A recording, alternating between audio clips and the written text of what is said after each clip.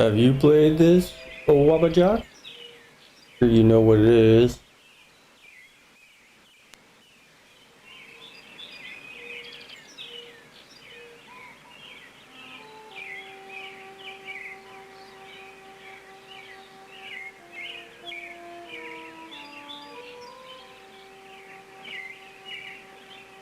Played this back in '97.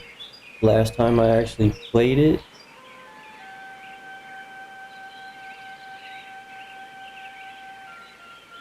Played Harvest Moon on Super Nintendo back in 2005. Pretty good game. I don't remember if I ever beat that.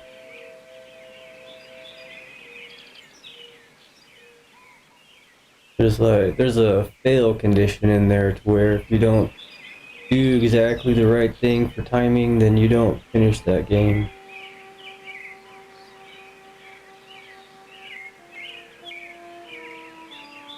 I have Phasmagoria also. I've seen a lot of people play that. Might play that someday. Never actually played it myself.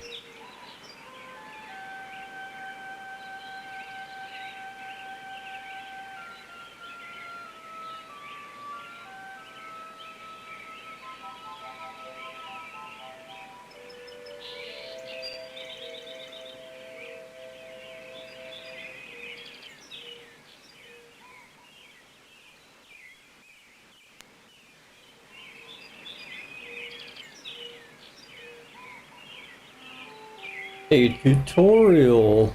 Isn't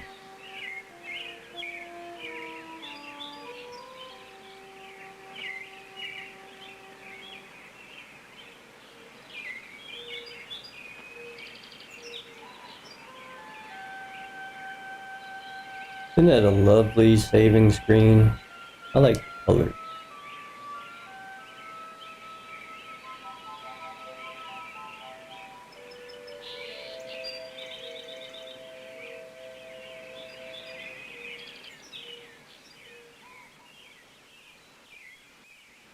Sure.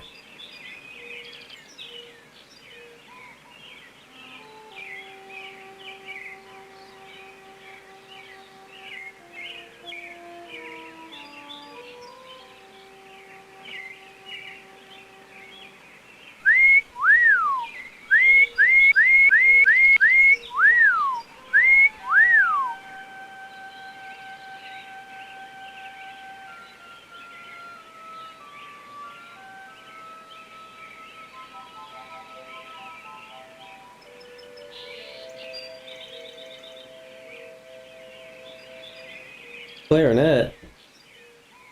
So here's a note for watchers later on. This is not the GOG version, not the Steam version, which I own both of, Steam and GOG.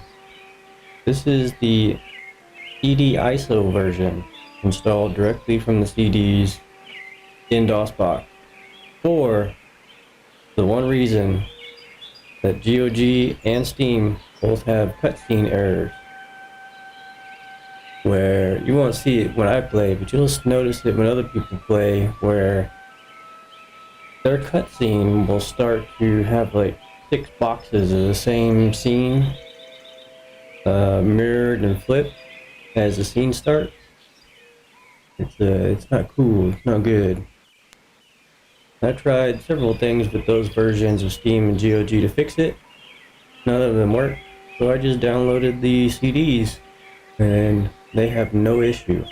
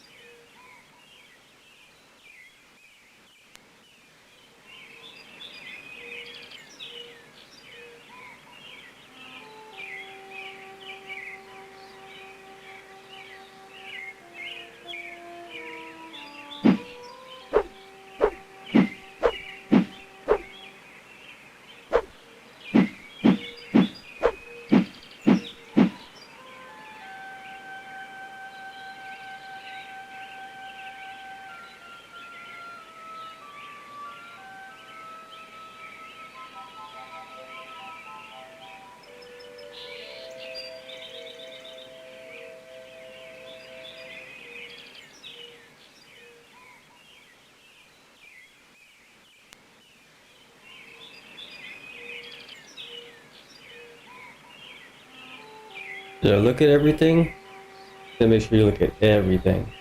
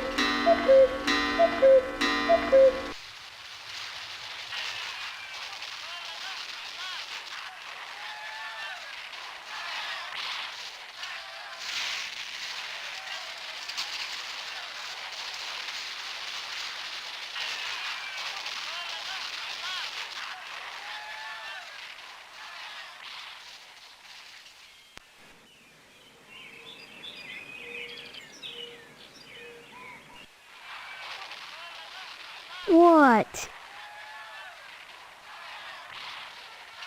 Leave me alone, Steve, or I'll tell Mom on you. Mom's in the kitchen, and if you bug me, I'll call her. Look, do you know me? Wish I didn't, 'cause then you wouldn't be my brother, and I'd have your room, and all the presents at Christmas. Though I will soon enough anyway, 'cause you're a lousy rat. You're my brother? No duh. Listen, I don't mean to, bug you, but I can't seem to remember anything. Will you please just tell me who you are? Mom, Steve is bugging me. Steve, leave Hank alone right now. Steve, are you talking to me? Yeah, only I don't want to be, 'cause I'm trying to watch my cowboy show. I'm sorry. Look, I'm telling you, I need your help. I've lost my memory. Have not. Cut it out. I'm telling you the truth. You always were a kidder, Steve. Leave me alone. I'm sick. Have you noticed that your show is in black and white? What else? Color? On a TV? Well, I think I've seen a colored television before. Have not. Quit it or I'm gonna tell. Hey, look at that. Your mother lets you watch this stuff? Sure. This is part of history. What made America great. And besides, blood and guts are needed. I'm glad you're catching on, Steve. You're not too bad for a lousy rat. What's wrong with you? I got a headache and a stomachache. Then why aren't you in bed? 'Cause I want to watch my cowboy show. You look all right to me. I'm not faking. I couldn't go to school because I'm sick. Daddy's sick in bed too. And Mom believes me anyway. So shut up. Your dad is asleep? He and Mom went at it last night pretty hard. He stayed in bed. I saw what she did to him. It was pretty bad. What did she... Like you don't know. I saw you and her on the couch last Wednesday night. Guess that's why she's grounded now, huh? Too bad you wouldn't pay me and I had to tell, huh? What are you talking about? What girl? What? Is there another one too? Wait till I tell.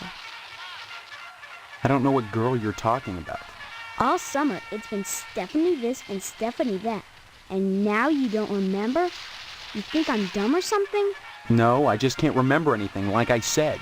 Well, you better remember quick, 'cause the wedding's in 2 weeks. What? Leave me alone so I can watch TV. That's a weird-looking television. Come to think of it, this whole place looks totally retro. What do you mean retro? All TVs look alike. Sure, basically. But this is one old-fashioned clunker. Old-fashioned? It's brand new. Yeah, but look at the tube. Where's the remote control? What's that? Now that I think about it, I can't remember.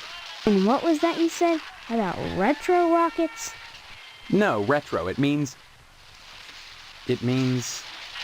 Oh man, I know what I mean. That everything here is wrong. But I can't picture the difference. Then shut up and quit bugging me. I'm watching my cowboy show. Have you noticed that your show is in black and... What else? Well, Hap! Hey, look... Shit, what made this? Well, you can't stop me, so let me alone, or else. I said I don't want to talk about her anymore. Good. Finally.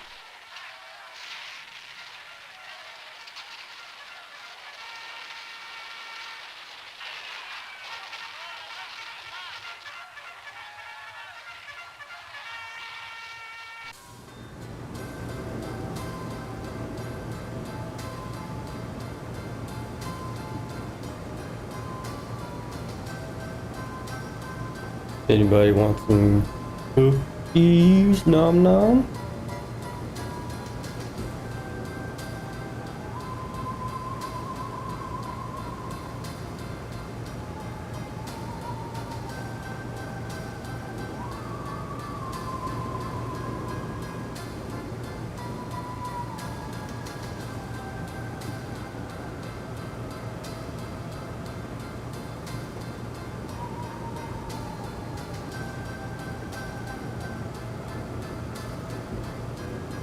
Well, hello there. How about some cookies? There's plenty of rejects in the trash. Who are you? That's a fine way to talk to your mother. You're my mother? That's right. Though sometimes I get treated like the hired help around here. I don't remember you. Of course you don't. Until you need your socks washed. No, you don't understand. I can't remember where I am or even who I am. Land's sake, stop your joshing, won't you? Honestly, Steve, I thought you'd grow up a little after graduation. I only hope that new job will plant your feet on the ground. So that's my name. Steve. Your name will be M.U.D. Mud if you don't stop teasing me, young man. Listen, this may sound strange, but I've lost my memory. Do you believe me? Well, you always were a kidder, Steve. I'm serious. Sure, and next you'll be telling me you don't remember Hank and your little sister. When did I graduate? 4 months ago, as if you could forget that. What college? College? A high school diploma is all you need to get a job. And besides, you can't marry Stephanie if you're going to waste your time going to college. 18 years old and you're just now getting your first job. It's a disgrace, but better late than never. I guess we can thank Stephanie for that. And just who is Stephanie? Don't you dare toy with that sweet girl. If you start in on her with all this amnesia poop, she'll think her fiancé is having second thoughts about the wedding. Fiancé? This is insane! Oh, you're not having second thoughts about marrying Stephanie? Is that what this silliness is all about? Pre-wedding jitters? Can something like that produce amnesia? Stop this foolishness right now and count your blessings. Stephanie is great at cooking and cleaning. What's cooking and cleaning got to do with anything? Honestly, boys are so dense. What else is there for a wife but cooking and cleaning? You may not appreciate a hot meal on a clean plate when it's there, but if it wasn't, we'd hear about it soon enough, I'll bet. You're saying that's all there is to marriage? Cooking and cleaning? Well, you'll have to ask your father about that, but I'm sure Stephanie will do her duty when the time comes. Bless your innocence, but there are certain disgusting truths that go along with marriage. Facts that can't be disguised by sheets which wrap around the contours of flexing go-go's and bouncing legs. You can't know what I'm talking about, and that's best. When the time comes to make a baby with Stephanie, you'll have to make your peace with the fact that when a farmer plants his seed, he can't help but get some nasty dirt on his hoe. Oh yeah? My father. He's in the other room. He decided to sleep in today. Now please, let me get back to my cookies. The bake sale is on Friday, and yet you're baking the cookies now. Never put off till tomorrow what you can do today. But they'll be stale by then. That's why I'm throwing them away. And then cooking more? To replace the ones I throw out. Why? Well, I have to. No one's going to pay to eat stale cookies out of the garbage can. But you expect me to. Of course not, Steve. I wouldn't charge you. I'm your mother. Help yourself. What charity is this bake sale supposed to benefit? It'll help provide a fund for bums and hobos who wander into harvest and have no family ties. Kind of a specific target group, isn't it? You have to pay attention to detail when dealing with such people. I don't know what you mean. You will. The whole thing has been organized by the lodge. Tell me more about this bake sale. Why is it so important? As I told you, many unfortunates who come to harvest end up needing financial help. Why is that the town's problem? It's not a problem, so long as those folks are taken care of. It's the will of the lodge. What lodge? The Hall of the Order of the Harvest Moon, Steve. It's just the finest place in Harvest, and the most exclusive. What's so great about it? Hard to say, since hardly anyone gets inside. But it wouldn't be so exclusive if it wasn't just wonderful. Just like the new Reynolds dishwasher with their patented auto-dry process, TM. I've never used one, but I know I want it. Instead of sulking around the house all day, why not walk over to the lodge and apply for membership?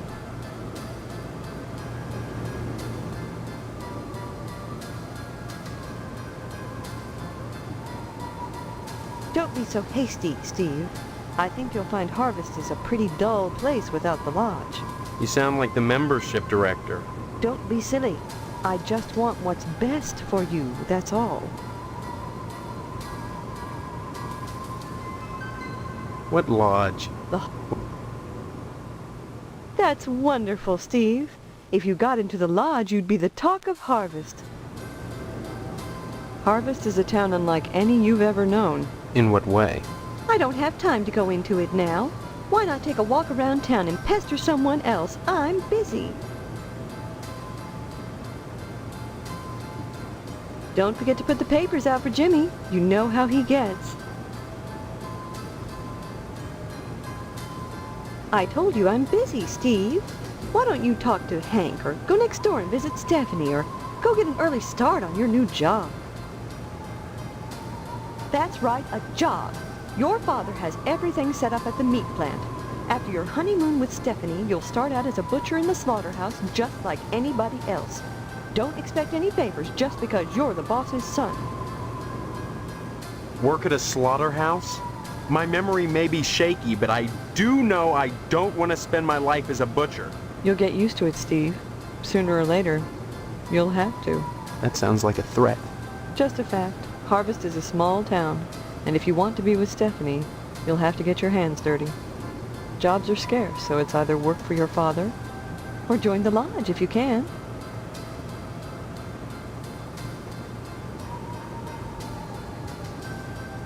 Don't forget to put the papers out.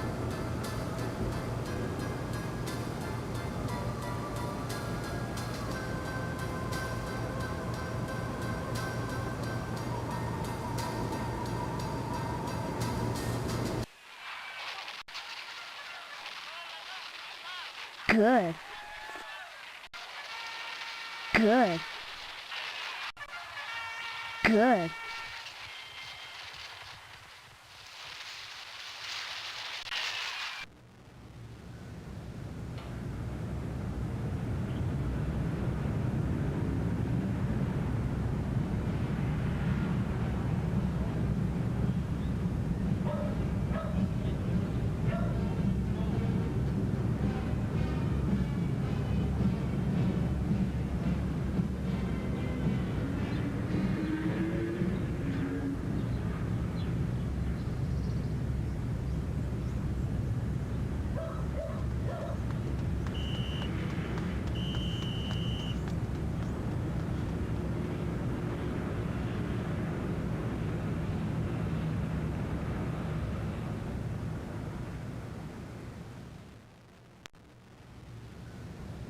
Hey, Steve, I'm Jimmy James. Remember me? I guess not. Hey, how come you haven't been putting the paper out for me in the morning? Yeah? Well, try to remember, will ya?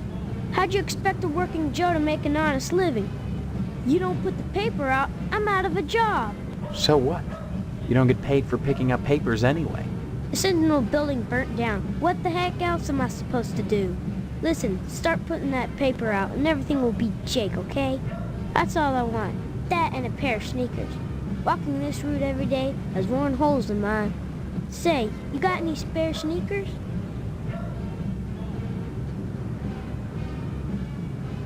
Whoa, that's great. Maybe we could trade. What could you give me? You know Miss Whaley and Principal Harold down at the school? Well, I found out they're messing around with each other in the broom closet. I can tell you when they meet and trade you some keys that'll let you catch them red-handed. What do you say?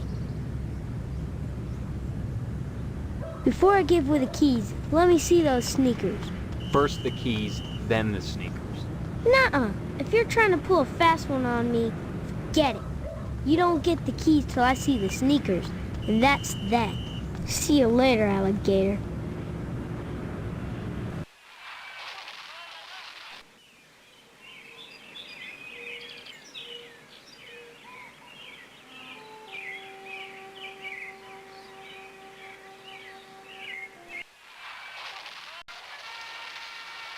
Good. Good. I thought that cutscene was finished. What?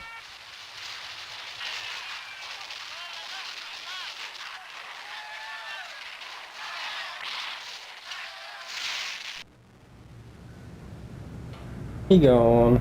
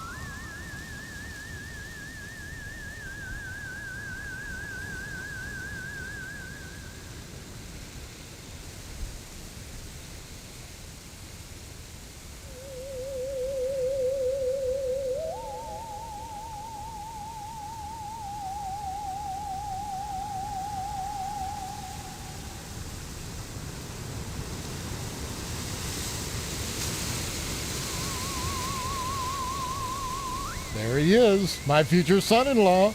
And how's he doing today? What brings him to the Potsdam household, huh? Huh? Oh, you'll have to ask the missus about that. Stephanie's grounded to the wedding. Can't have her changing her mind at the last minute, not with all that meat at stake. Meat is the foundation of any decent society. Everyone needs at least 3 servings of red meat a day. And anyone who says otherwise is a commie. And once you're married to Stephanie, I'll be part of the family too. And your father will give me all the meat I want. Kind of makes up for not getting into the lodge. I haven't seen my father. He's locked in a room. He's not going to die, is he? Like I said, I don't know. That woman, Mom, tends to him herself. Well, next time you see him, be sure to tell him that I said hello. And tell him that I'm praying for his speedy recovery. And also, would you remind him about the meat? Especially about the meat. Yeah, fine. If I see him. You should be more concerned. If he dies, then who's going to take over the slaughterhouse? Who's going to tend to the meat? I guess as his son, you'd take over, right? I can't imagine a better job than working in a slaughterhouse. Sure, it'd be just dandy, and you can't argue with success. Everyone in Harvest gets their meat from your dad. What a grand business to go into. Oh, sure, cutting animals open may not be much fun. Reaching into their bodies and yanking out the bloody guts, intestines dangling and slapping against you.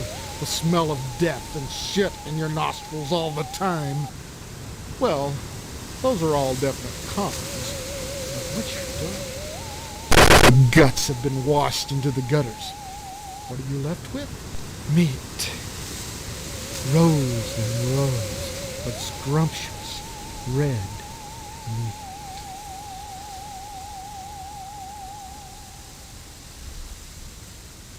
I can't imagine. Bite your tongue with that serpent's tooth. Your dad's slaughterhouse is the most successful business in Harvest. You'll love it there. Oh, sure. Cutting animals open may not be much fun. Reaching into their bodies and yanking out the bloody guts, intestines dangling and slapping against you, the smell of death and shit in your nostrils all the time. Well, those are all definite cons. But once you're done, the guts have been washed into the gutters. What are you left with? Meat. Rows and rows of scrumptious red meat.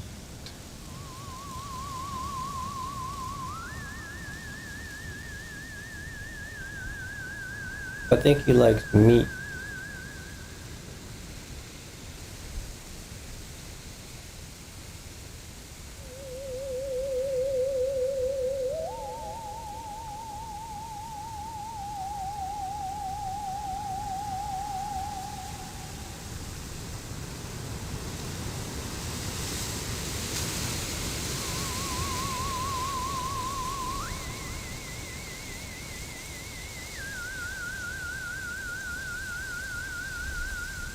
Install Linux.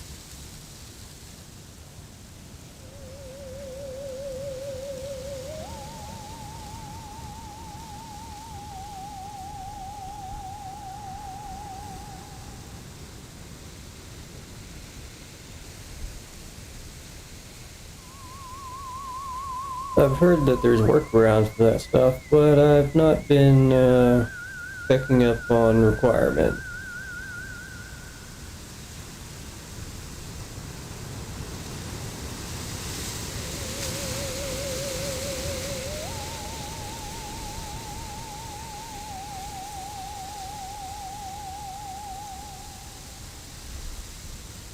Hello, Steve. Have you flossed today?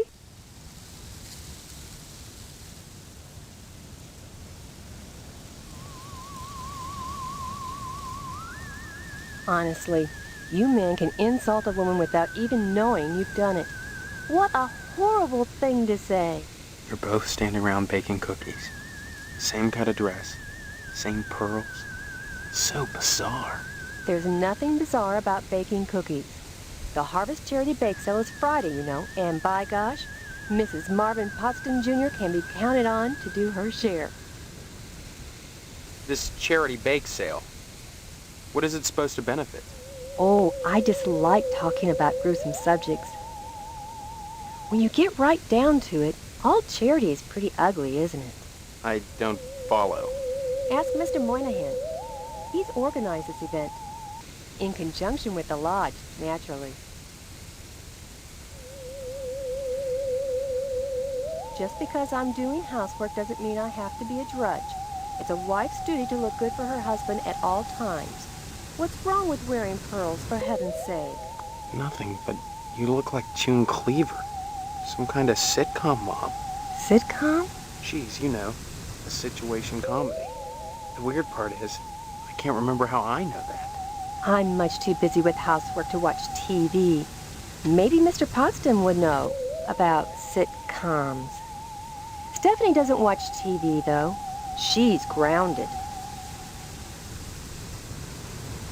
Mr. Potsdam feels there's too much at stake to allow Stephanie to run around loose. She doesn't want to get married either, huh? Are you saying you don't want to marry my daughter? I don't know your daughter, Mrs. Potsdam. Why is she grounded? Afraid she'll run away before the wedding? No! She's as delighted as we are about the wedding, every bit as delighted as we are. But she might be hit by a car, or a falling piano, or who knows what. Mr. Potsdam wants us all to be one happy family, and he doesn't want to risk anything happening at the last minute. I don't see any reason why not. You mustn't be too hard on Mr. Potsdam, Steve. He's a disappointed man. No matter how many lodge admission forms he fills out, they keep turning him down. He has a new application in, though, so keep your fingers crossed. If he joins the lodge, you and Stephanie can have your wedding in the Chapel of Love, rather than over at Moynihan's place. Mr. Moynihan runs the Wayward Hotel and the Shady Oaks Funeral Parlor. It's rumored he has connections with the lodge, but the order keeps that kind of thing secret. So Mr. Potsdam has tried to get him to put in a good word for his lodge application, but so far... What can you tell me about the lodge? Just that they're exclusive and secretive. If you're curious, you ought to pick up a lodge application at the post office and take it over to the sergeant-at-arms. Isn't that a thought? Forget Mr. Potsdam. If you became a member of the order, we could hold the wedding inside the lodge. My, wouldn't that be lovely?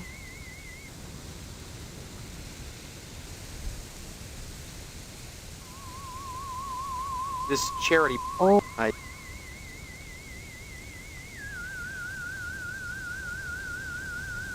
Sorry, I didn't catch that. Sorry, I didn't catch that. Give my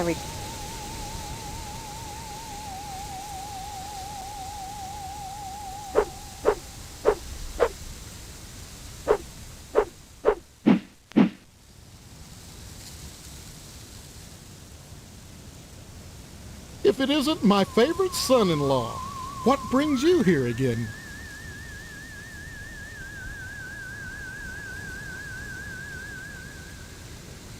Well, don't look at me. Mrs. Potsdam wants Stephanie to study hard for her finals. If it was up to me, you could go straight upstairs, but you know, the little woman, you'll have to ask her permission to see Stephanie. Sorry, Steve. The last thing I want to do is upset you and your father before the wedding. Not with the meat at stake. You will remind your dad about the meat, won't you?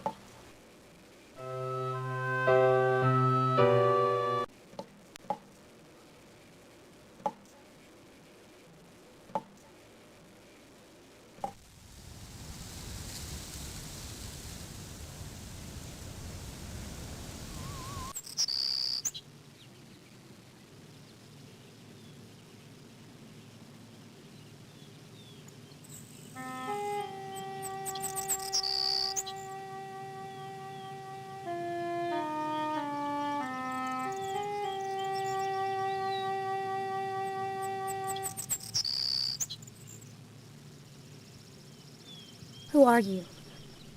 What are you doing in my room? Haven't you heard? We're getting married. So, you're the one. Steve, isn't it? You mean you don't know me? I mean, I don't know anyone. I don't remember anything. How many times do I have to say it? Just once, Stephanie, because I can't remember a damn thing either. Really? Oh God, I thought it was just me. You're not alone. Can you tell me what's going on here? Those people downstairs have locked me in my room. They say I'm grounded until the wedding. Maybe my amnesia isn't total after all. You're familiar to me. Like we've met before. In another life. Maybe we really do live here. Maybe we were together, and the same thing happened to both of us. An accident. Something. Neither of us has bumps on our heads, if that's what you're getting at. Have you been able to remember anything else? Anything at all? Well, I have had these recurring dreams. Just fragments, really. Strange, abstract images. Liquid, chrome. Probably just a dream. Well, have you thought about how to escape Harvest? The wedding is only 3 weeks away. Not much time to get to know each other, is it? Thanks. But I wouldn't marry anyone with things, you know, as they are. Yeah, well, they can't force us to go through with it. If it comes down to it, we just won't take the vows. I don't think anything in Harvest is that simple. Too many people are determined that we get hitched. Why? Potsdam wants the meat your father promised him. Your parents want to force you to settle down. Mrs. Potsdam wants to have the wedding in the lodge. Me? I just want to escape. The wedding is only... No, If it comes down to it, we just won't take the vows. I don't think anything in Why? Potsdam... Everything in Harvest seems to revolve around this damned lodge. This Order of the Harvest Moon. They're responsible for this insane bake sale that's coming, and for the Harvest Blood Drive, too. When people talk about the lodge, it's always in this hushed, reverent tone. Mom keeps telling me that women can't join, but she keeps pressuring me to get you to join. She's not the only one who wants me to sign on with the lodge. That's probably the worst thing you could do. You think the lodge is some kind of trap? I think all of Harvest is a trap. If that's true, maybe joining the lodge is the way out. Look, why not explore the town a little? I can't get out of here, but if I could, that's what I'd do. Maybe you can figure out what's happening here without going anywhere near the lodge. You're really afraid of the lodge, aren't you? I look at that building, all lit up at night, and I get scared. I mean, look at the damn thing. Seem like a harmless bunch of Masons to you? Escape? Harvest is a prison, Steve. Don't forget that. Of course I'm right. Escape? Harvest, you haven't been locked in your room for a week. Come back and visit me soon, okay? Steve, it's good to talk to you, but if we're going to escape this wedding thing, you'd better start learning some things about Harvest. And I think you might want to start at the lodge. Come back and visit me soon, okay?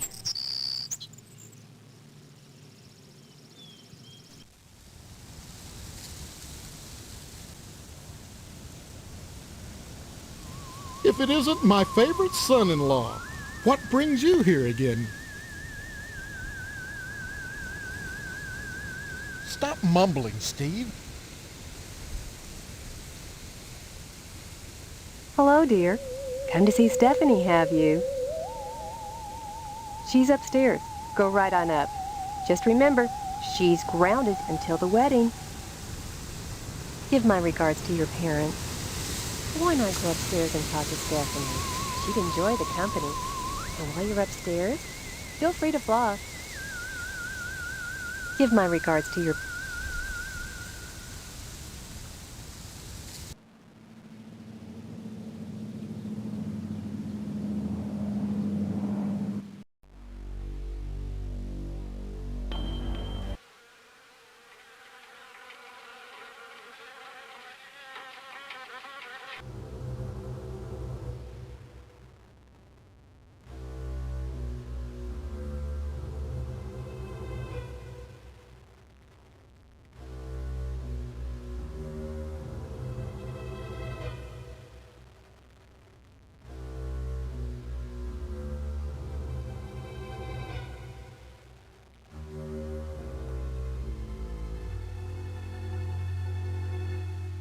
It's not often that I get visitors.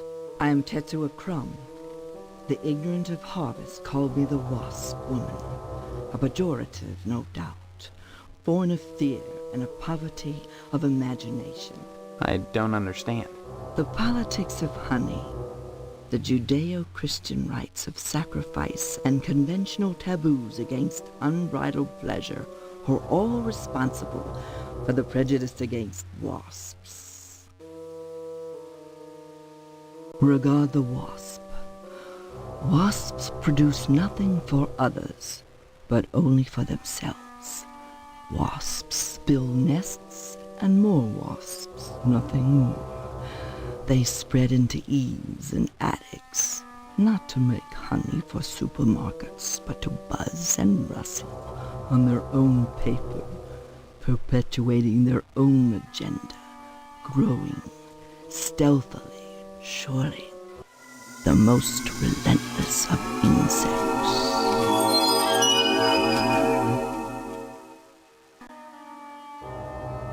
Yes, a great deal of pleasure. The wasp is a sensual being, not a laborer, hedonistic instead of industrial. Some think them quick to anger. In truth, they are easily swayed to ecstasy.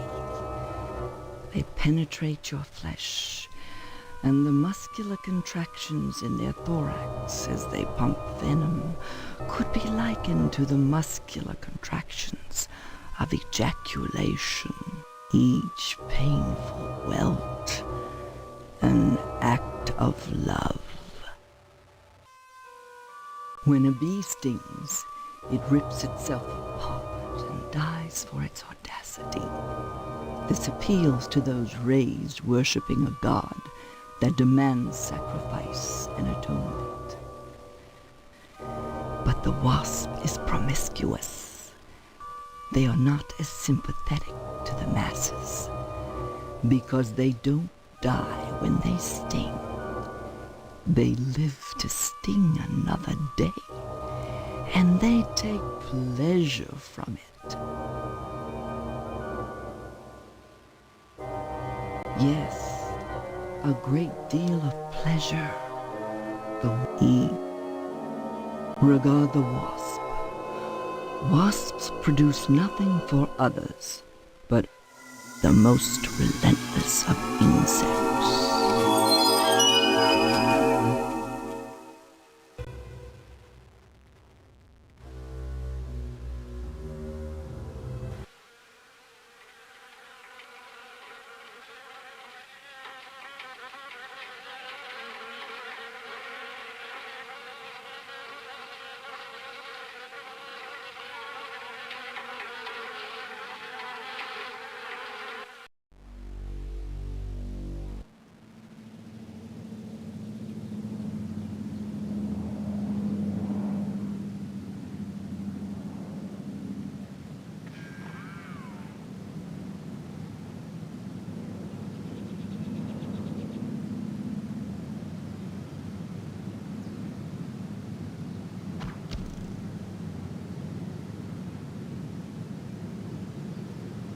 Hello, Steve.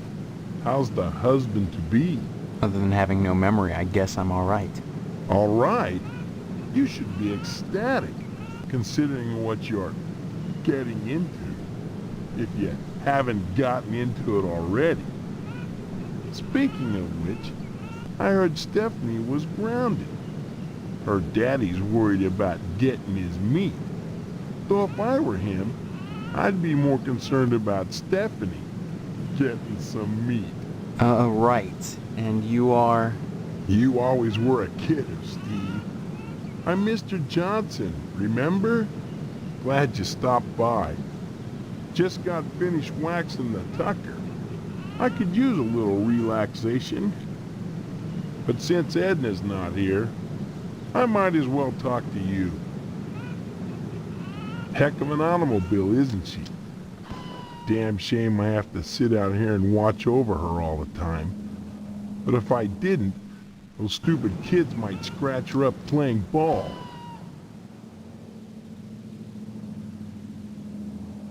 Don't see why not, but don't touch her.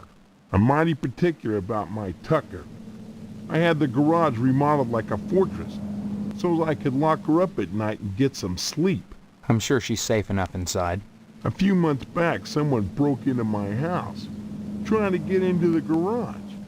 I had to gripe like hell before the sheriff agreed to start the evening patrols and instigate the curfew.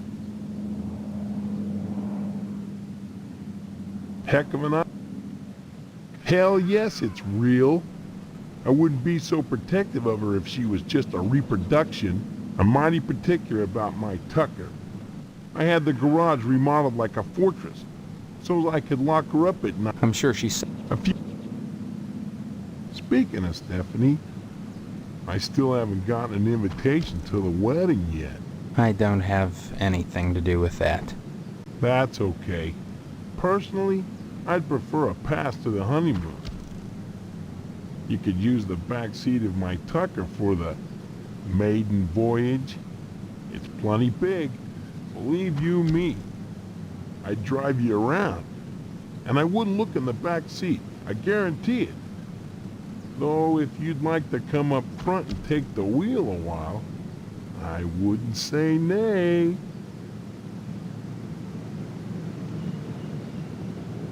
Edna Fitzpatrick is one of the snootiest women in town. I declare there isn't a woman in Harvest that turned me away. If I was interested, that is. Just because she owns DNAs, she's got all these highfalutin ideas about independence, and her with a little girl to raise. That child needs a father. And Edna, well, she needs a good, hard penis. What makes you so sure she needs a penis? You saying Edna's getting it from someone else? Like maybe that damn Sheriff Dwayne? He's over at DNA's diner every day from noon to 1, eating his dadgum pie. And I got a feeling he'd like Edna for dessert. Sure, it's the only diner in town, but I'm sure he's got more on his mind than food. Edna... Karen's only 5 years old. Since Mr. Fitzpatrick passed away, in Edna's arms and legs, I might add, Edna's been raising Karen on her own. What a shame. To deprive a little girl of a positive male role model, and her mama of a fine, stiff penis. What? I'll admit DNA's diner does good business. But money isn't everything to a woman. Can money keep you warm at night? Can you wrap your thighs around it? Or rig bloody gashes in its back with your painted hollowed fingernails? Edna! Edna! So, how's Stephanie? Speaking of Stephanie... Bye now. Sorry, Steve. Too tired to talk right now. I just gave the Tucker a tune-up. I'll talk to you later. Bye now.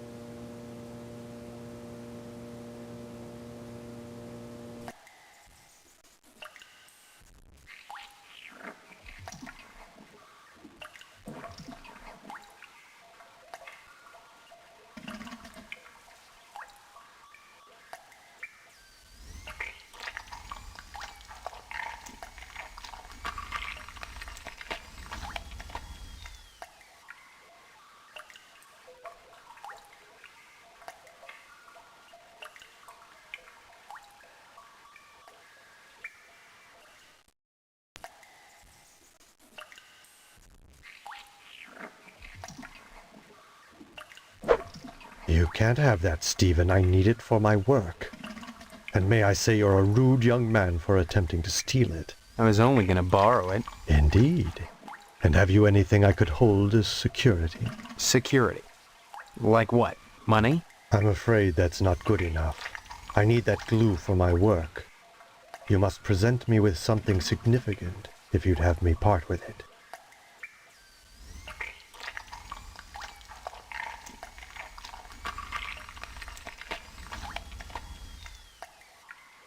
Stephen? Who are you? I am Daniel Moynihan, mortician and proprietor of the Wayward Hotel. Most people ask me why I don't remember their names. Well, you always were a kidder, Steve. Besides, as one who deals with the dead, I try not to involve myself in the affairs of the living. Your loss of memory is of no concern to me, true or false. Ironic, considering my recent involvement in a charity event. What are you talking about? My complaints were central to the scheduling of the upcoming Harvest Bake Sale. I'm gratified the Order of the Harvest Moon got involved. The proceeds will certainly help cover my losses. Harvest Moon? This bake sale is a joint effort of the Harvest PTA and the Order of the Harvest Moon. The proceeds will be used to set up a fund for transients. In other words, bums and societal rejects without families who wander into Harvest uninvited. Then the Order is setting up shelters for the homeless? Not shelters. Graves. You see a great number of these hobos die while passing through. Don't ask me why, it's what those people do. Use your common sense, Stephen, memory or no. If they were involved in setting up homeless shelters, then why would I be involved? And why would I be sustaining losses? As always, the Order of the Harvest Moon has taken the lead in addressing our societal ills.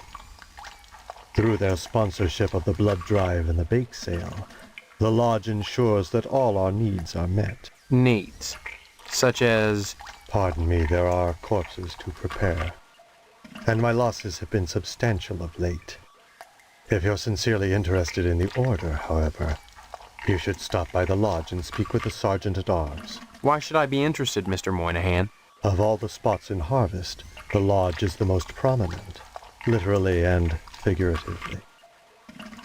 It is the ambition of everyone here to join. And join you must to attain wisdom. What kind of wisdom? If I knew, I'd be a member. I have the feeling you have what it takes to join the Order, Stephen. We all believe that. Whether or not you live up to your potential is up to you. It seems that, like some elephant's graveyard, people of low station come to Harvest to die. They simply drop dead, penniless, and they all need burials. God knows, by putting these people up at the Wayward Hotel, I do more than my fair share. So why must I pay for the coffins and burial materials as well? My losses to the dead are substantial. Hopefully the bake sale will offset some of them. As owner of the only hotel in town, I do my best to accommodate any hobo who straggles into town, vacancies permitting.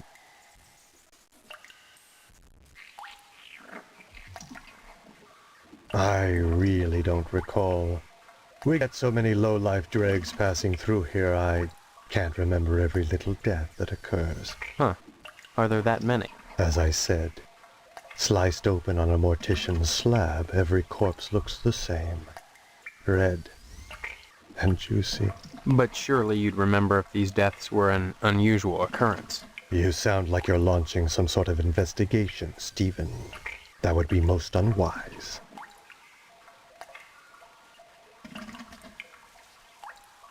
As owner of... Thank you.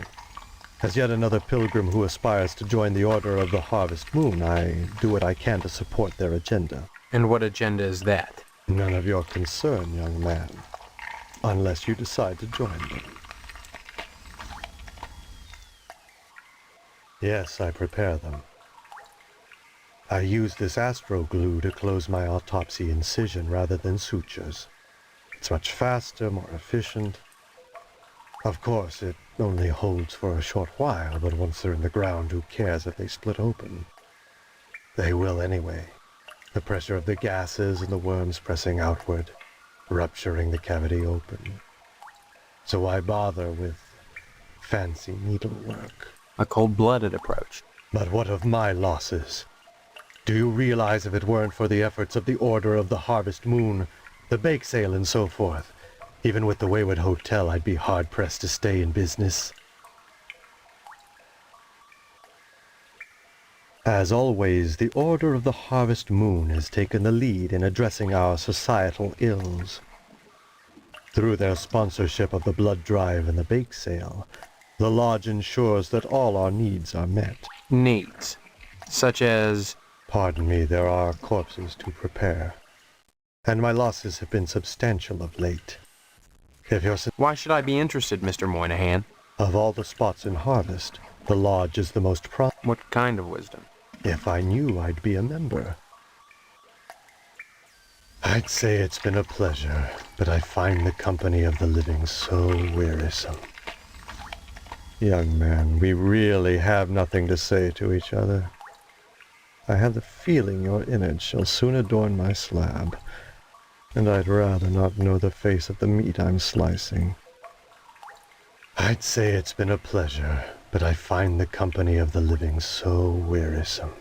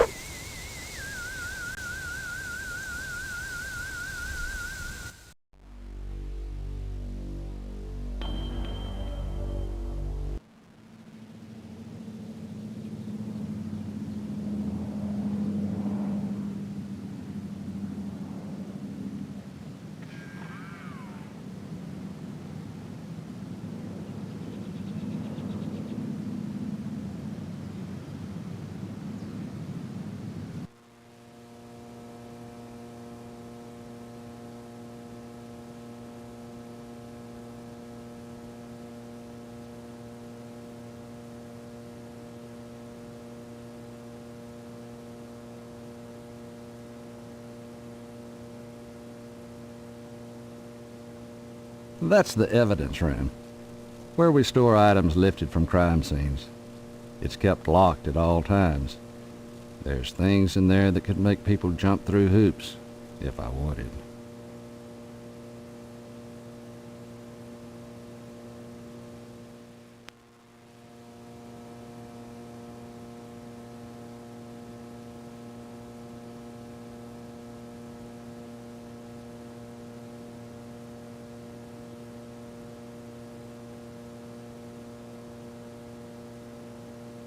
Hello, Steve. Let me introduce myself.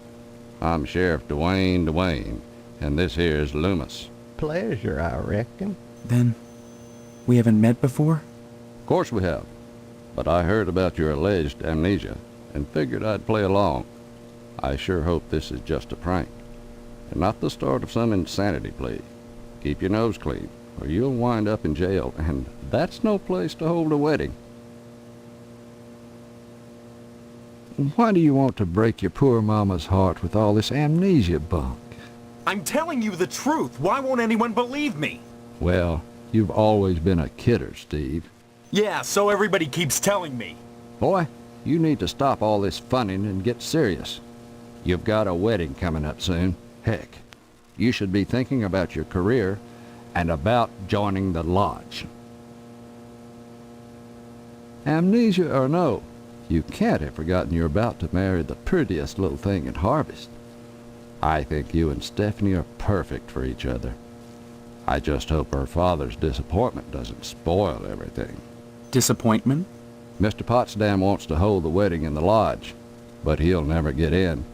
Like all the rest, he's always hanging around the post office the first day of the month, waiting for Boyle to bring out that month's lodge applications. And there's always a long line, never enough applications to go around, and even if you do get an application, chances are you're right out of luck. Fewer called to the order and even less accepted. And Potsdam, well, they've turned him down so many times, unless he does something radical, he'll never get in. Crime-wise, nothing much has happened in Harvest since the newspaper fire. Oh, sure, every week or so we get the odd transient dropping dead, but other than that, it gets pretty slow around here. Sure, you remember, the Sentinel building burned down about 6 months ago. That's what I'm telling you, Sheriff. I don't remember anything. Why won't you believe I have amnesia? Well, you've always been a kidder, Steve. Anyway, the fireman said the fire was caused by arson. I never caught the perp, though. But we found the gas can that was used. Yes, sirree, Bob. It's in the evidence room. Loomis, that's classified. Darn it. How many times you gonna have to tell me to keep my mouth shut, I wonder? Sorry, boss. You've got the gas can in the evidence room? Did you dust it for prints? You've been watching too much TV, Steve. Heck, who can make out all those curvy lines anyhow? No, it's sitting in there gathering dust, clean as the day we found it, just in case I ever need a spare gas can. That case is closed, Steve.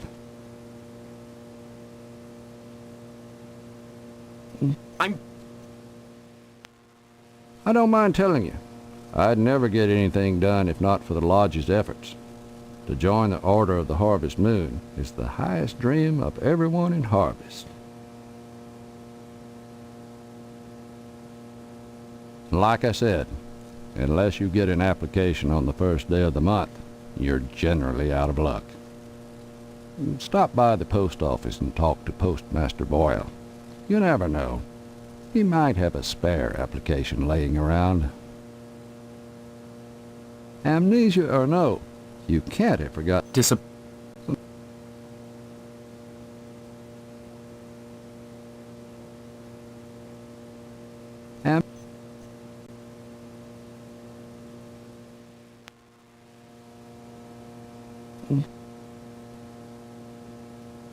Stop on by any time, Steve. Boy, the way you keep pestering me, you'd think you were feeling guilty about something. Are you? Stop on by any time, Steve. Anything I can help you with? Help yourself. Speaking of which, you're real lucky to be marrying Stephanie. She don't look like a good woman. I just hope she don't turn out like Mrs. Loomis, or mercy forbid Mrs. Phelps. good women can be awful hard on a man's needs, don't you know? Why, you sure ought to appreciate what a man's got to do sometimes in a parked car or a waist-high knothole in a tree or jail cell at noon. Matter of fact, Mrs. Phelps got no reason not to sell you some of them French postcard girly picture books. If you can get any, you'd see clear to part with them. Bring them round when the sheriff's at lunch, and I'd be obliged. Of course, I don't necessarily mean French postcards. That's just what we called them in my day. Any kind of girly picture book, the kind men like, would be just dandy. I'd be right grateful, kiddo, if you were to bring me one. Mrs. Phelps down at the general store don't help things none. She's got them special picture books, the one with the ladies, but she won't sell me none on account of she knows my wife, Mrs. Loomis. Dadgum if that don't burn my britches. If and I even ask about 'em, she tells Mrs. Loomis and I get the broom. Enough to break a man's heart, her burning my French postcards and me unable to replace 'em.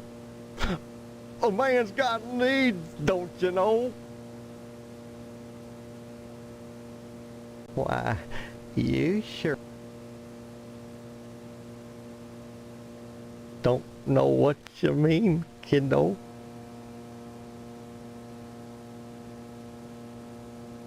Oh, gosh, I wish I had some of them girly pictures, but Mrs. Loomis won't let me keep 'em in the house. I still remember the time she caught me holding some of them pictures up with one hand. She took the broom to me.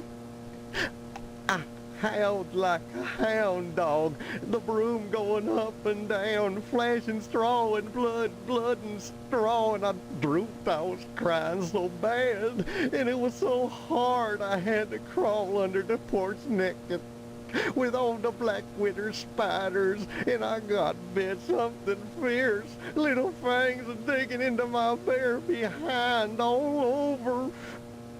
I ask you, is that any way to treat a man? And Mrs. Phelps and the sheriff don't make it no easier neither. If Sheriff Dwayne had a little kindness, he let me get around the little lady by letting me keep some of them picture books here, even if Mrs. Phelps would let me buy one. But see, he won't let me keep none here neither. He don't like me a-getting the jail mattress all marked up, don't you know? Sometimes a man can be good with a gun or a knife, but even so, one-handed and all, he can get a little off in his aim. Ain't no shame in it. That's why the good Lord made evaporation and such.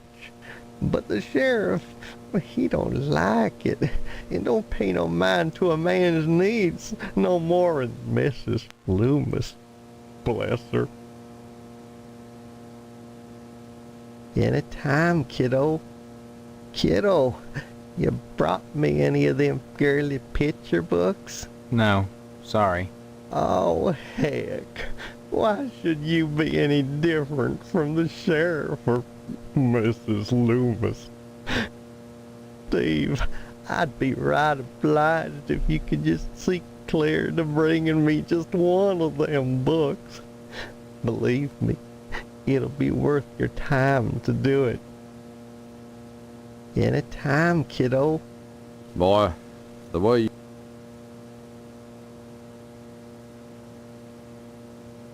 Loomis here is my deputy. Without him, I'd have a hard time keeping the peace, or at least taking a lunch break. Mainly Loomis answers the phone and babysits the office while I'm out, though sometimes he likes to go in the back and stain the jail mattress. Isn't that right, Loomis? Oh, now, Sheriff, what you gotta go and say that for? Loomis has more than his share of problems. I wouldn't invite him to the wedding. Or if you do, make sure he doesn't catch the garter. That could be embarrassing. Oh, I wouldn't do nothing, Dwayne. But I sure would like a little garter than been around Stephanie's thigh. Oh, why, that'd be right special. Stop on by any time, Steve.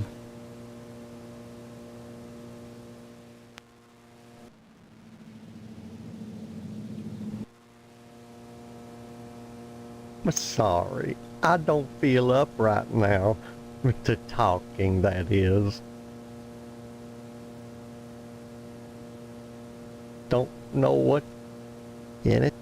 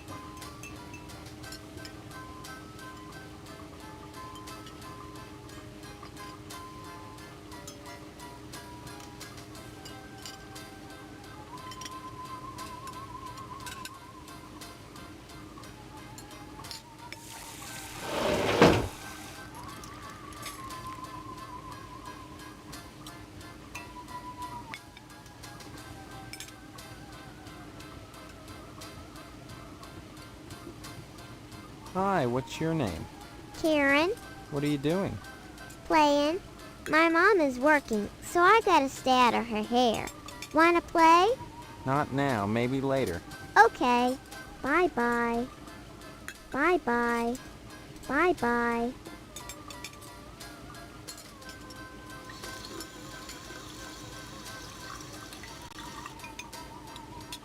Oh, Steve, what are you doing sneaking up on me like that? God, for a second I thought you were Mr. Johnson. What would you like to order? Well, you're in Edna's Diner. That ought to be your first clue. I thought this was DNA's diner. Very funny. If certain customers would stop pretending to have amnesia and order some food, maybe I could afford to get that sign fixed. Might even be able to buy enough extra letters to spell Fitzpatrick. I'm not pretending.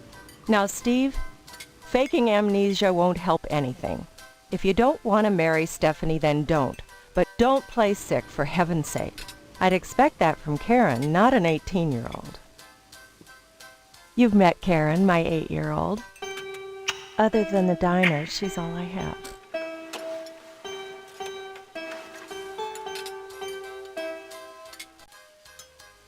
There isn't a nicer girl in Harvest than Stephanie, Steve. You should be grateful that she's promised you her hand. I don't remember that happening, Edna. Honestly, you men are so childish. I don't know what it is about marriage that turns even the bravest man into a coward. I was going to marry Karen's father when he just up and ran out on me one night. I heard that he joined the lodge, but if he did, I never saw him come out again. Even Sheriff Duane wasn't able to find out what happened to him. Mr. Johnson has a liking for me. I'd call it a crush, but that's too innocent a word. He's a bitter man with too much time on his hands. He's never gotten over being rejected by the lodge, and there's something unwholesome in the way he looks at me. I'm always glad when the sheriff comes in every day at noon. The lodge is the repository of all wisdom. You should join the Order of the Harvest Moon, Steve, and soon. Why? For God's sake, what is it about this place? The wheat ripens and waits not for the scythe. The farmer who waits too long, it were better that he use the scythe to rip his own stomach out than to stay his scythe when the wheat ripens. The harvest moon wanes and then comes winter. An empty belly, the body sun's belly, gurgling within or bloody on the ground. What does it benefit a man if he gains his soul and loses the world? You hunger. Feed yourself before it's too late. Oh. Edna? Steve. What happened? Were we talking about Boyle? Or was it Karen? You seemed strange there for a minute. I'm sorry. I'm under a lot of stress. Running this diner all alone. Forgive me.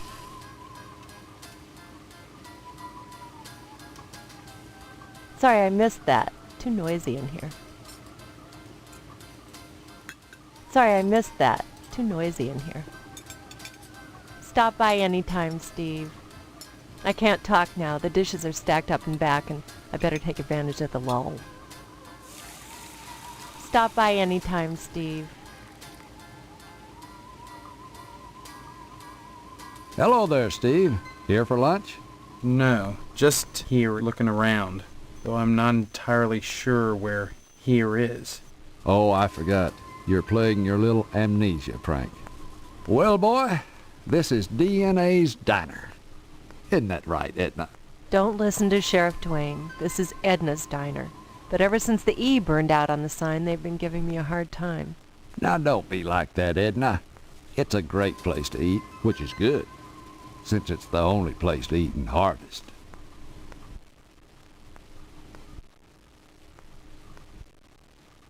Say what? Say what? Say what? Stop on by any time, Steve.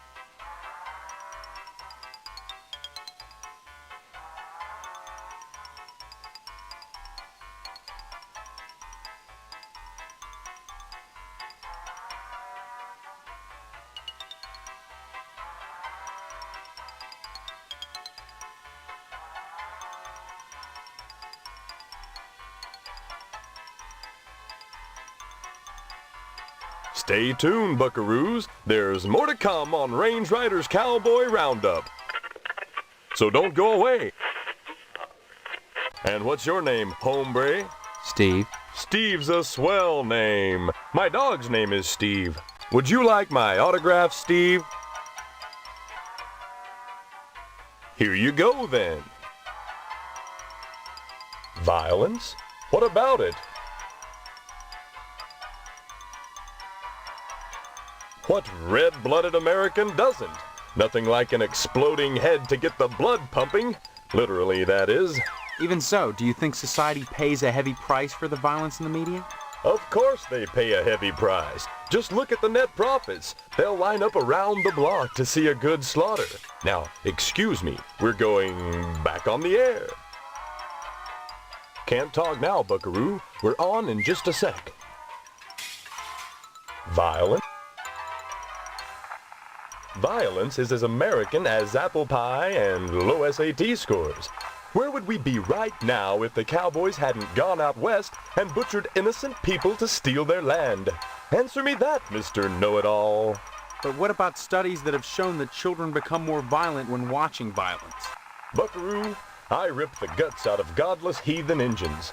Most kids don't see godless heathen engines on a regular basis, and if they do, they better either get their eyes checked or do like old Range Rider and shoot the bejesus out of them, lest they want to go untreated for psychotic hallucinations, or wind up with their scalps hanging from a buckskin belt. Oh, shit! Ow! Shit on a stickaroo! The parents that are griping about violence on TV are the same parents that go outside in the morning to fetch their papers, secure in the knowledge that they won't get an arrow through the noodle because the violence they hate so much done cleared the engines out of the neighborhood. Yeah, civilization has benefited from violence. But should violence be treated as entertainment? Check my rating, son. Violence is entertainment. I just put it on the air. If some kid watches, that says something about the kid, not me. Now, excuse me, we're going back on the air.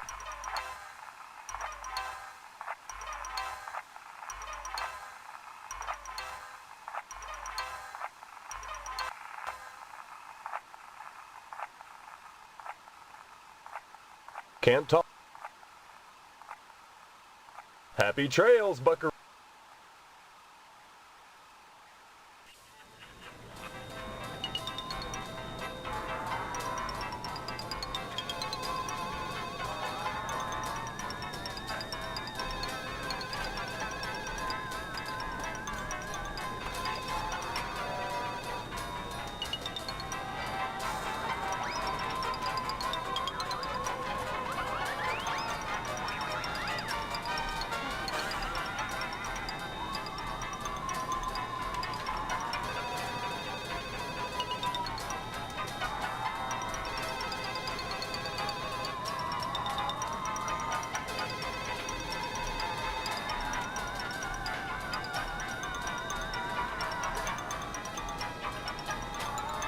If you don't get out of here right now, I'm having you arrested for trespassing.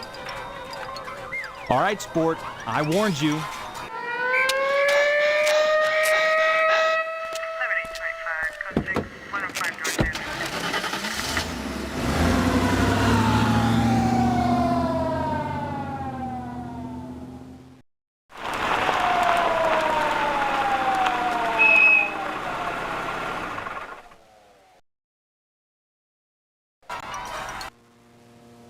This is your first arrest, Steve. You just remember, we've got a 3 strikes, you're out rule here in Harvest. But you keep your nose clean. You hear?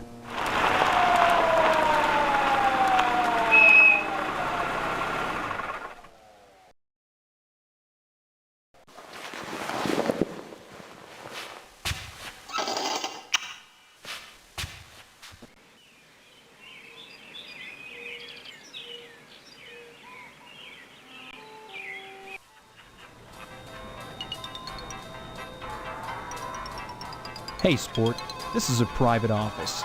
Yeah, I know, Mr. McKnight. I own and operate this station. Have you brought me some news for tonight's broadcast, or... I've lost my memory. That's news. The hell it is! You always were a kidder, Steve. Any real news to tell me? Actually, I was just wanting to know more about the TV station. Hey, WHAR is the only television station in Harvest. Since the old Sentinel went under, what with the newspaper building burning down and all, we're golden. Nobody competes with us, sport.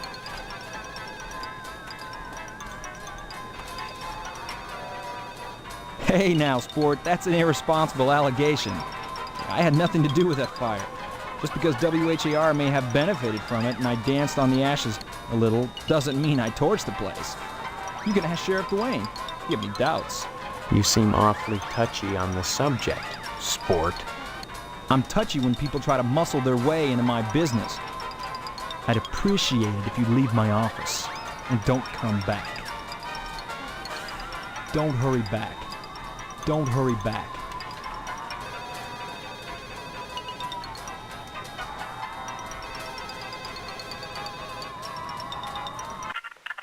Can't talk now, Buckaroo.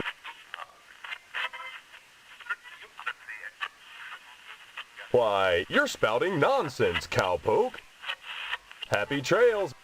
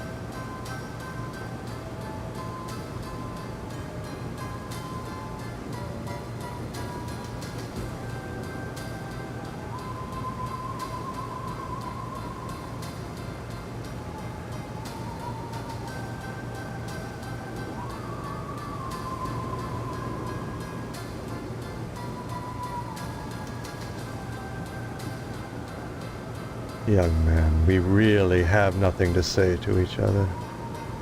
I have the feeling your image shall soon adorn my slab, and I'd rather not know the face of the meat I'm slicing.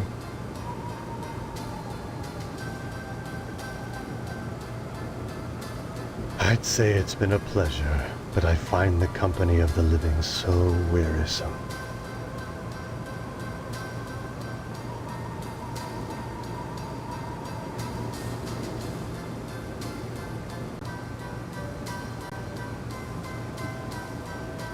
Well, that didn't work. Damn it. Well, that didn't work.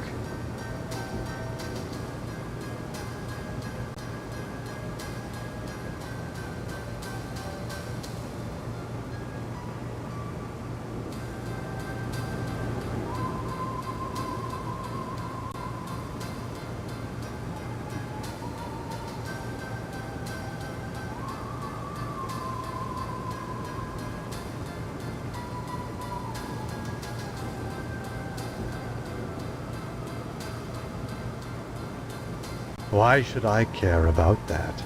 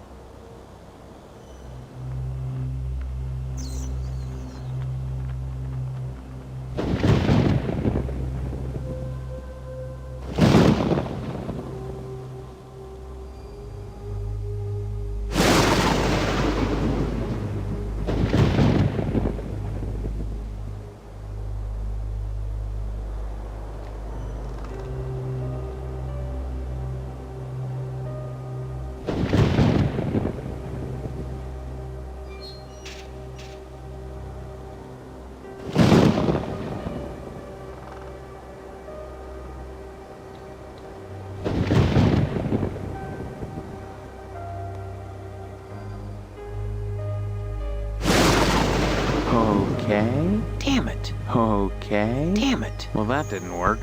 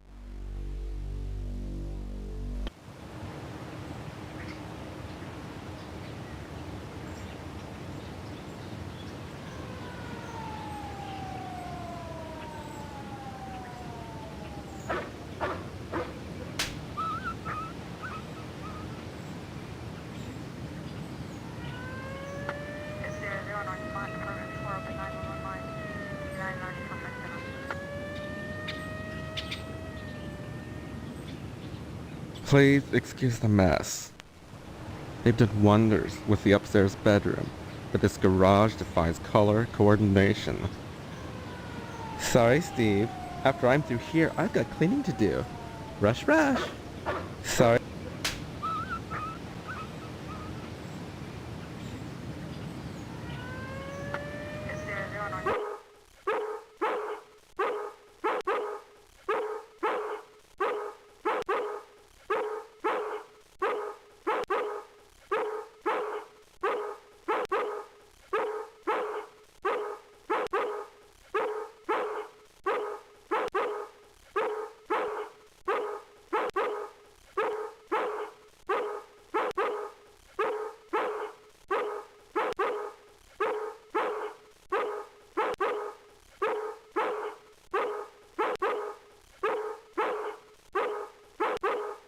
don't bother me, I'm sketching. Oh, look what you made me do! Stop it, you're messing me up! Stop it, you're messing me up!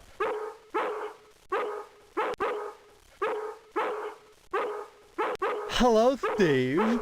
Welcome to the House of Flame, as we like to call it. Oh, cut it out, Spots, honestly. Once he gets barking, a good piece of meat is the only way to shut him up. There you go, Spot. So, Steve, bet you don't remember me. Heard about that short in the old wiring. I'm Fire Marshal Sparky, head of your fire department.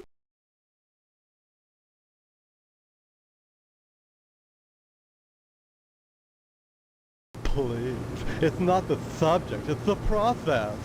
Don't be such a party pooper, Steve. We're talking about art here. Besides, we haven't had a fire in Harvest since the newspaper building burned down. Though I'll admit that the Wasp Woman's place is one big accident waiting to happen. Isn't that right, Spots?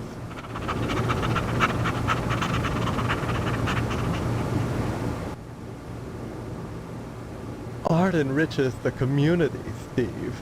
No less than a pulsing fire hose or a fireman beating down a blazing door. So what if we're drawing a nude man?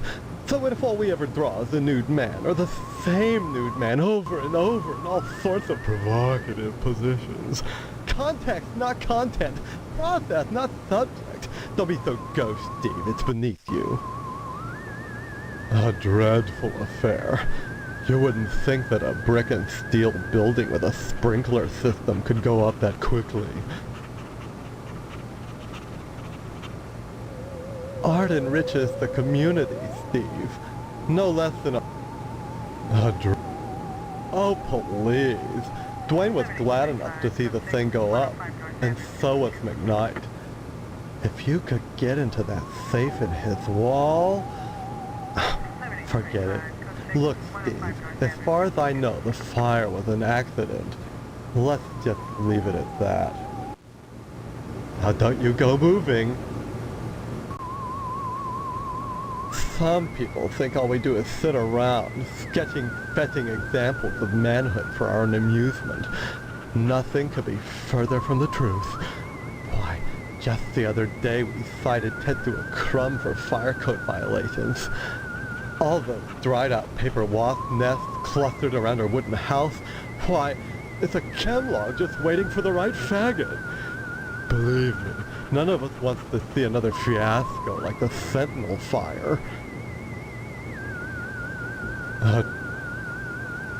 Art... Bye-bye. Can't talk now, Steve. I'm inspired. Bye-bye.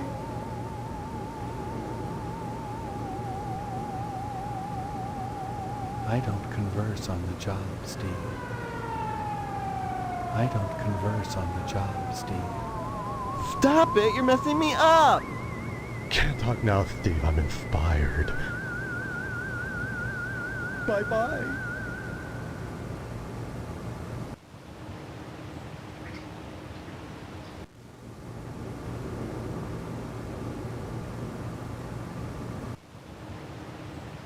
Sorry, Steve.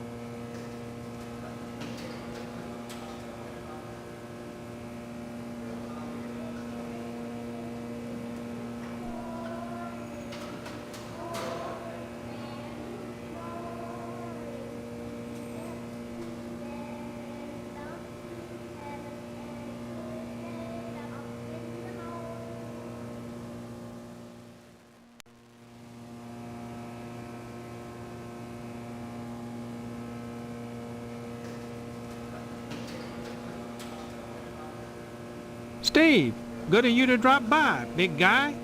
Haven't seen you since graduation. A lot of changes, I hear. You could say that. Good, good. That's the nice part of my job. Turning fine young men and women out into the world, and then watching them prosper. Of course, I was able to reach more people at the old Sentinel, God bless her. But then again, I never got to see the results of my work up close before. Who are you? You know very well I'm Mr. Harold, principal of Gain Memorial. Steve, I've heard about this amnesia nonsense. I had hoped you'd be in the lodge by now, fine young fellow like yourself. But now, I think maybe you need a little more quality time.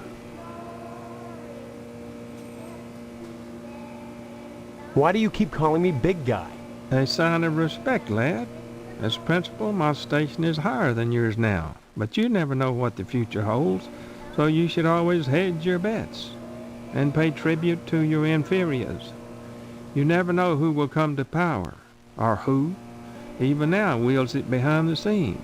For all I know, you might already be a member of the Order, with access to the lodge.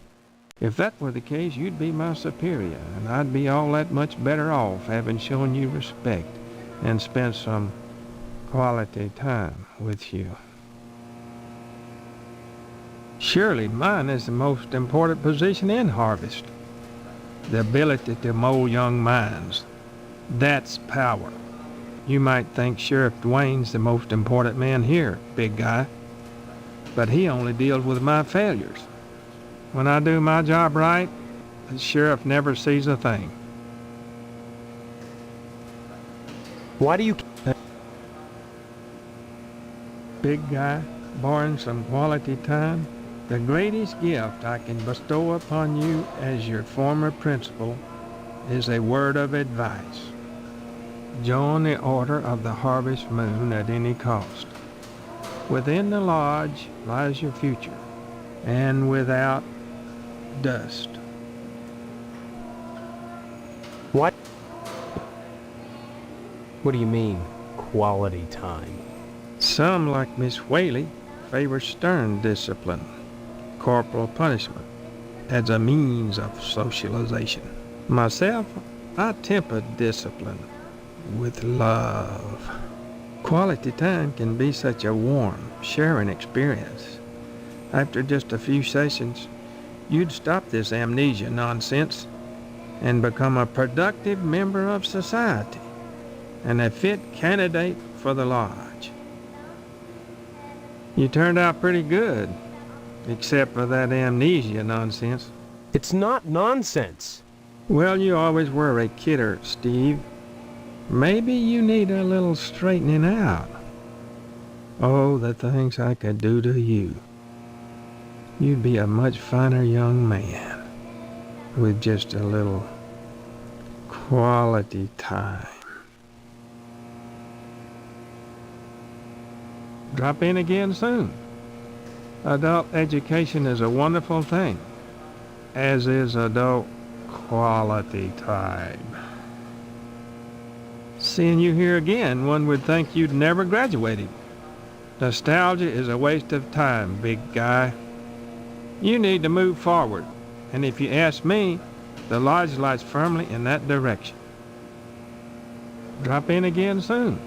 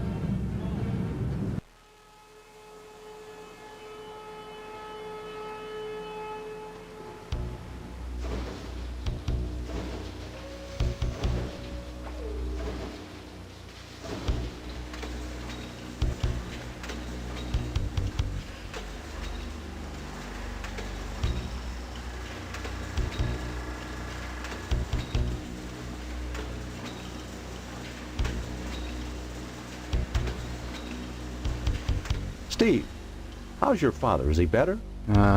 About the same, I guess. He's been away from work for weeks, and when I call your house, your mother won't let me talk to him. I haven't seen him either. This is a fine kettle of fish, I must say, though I am glad to see you taking an interest in the business in your dad's absence. Who are you? Aw, Steve, I didn't want to believe that amnesia hokum. Now you're saying you don't remember your pal Pat O'Reilly?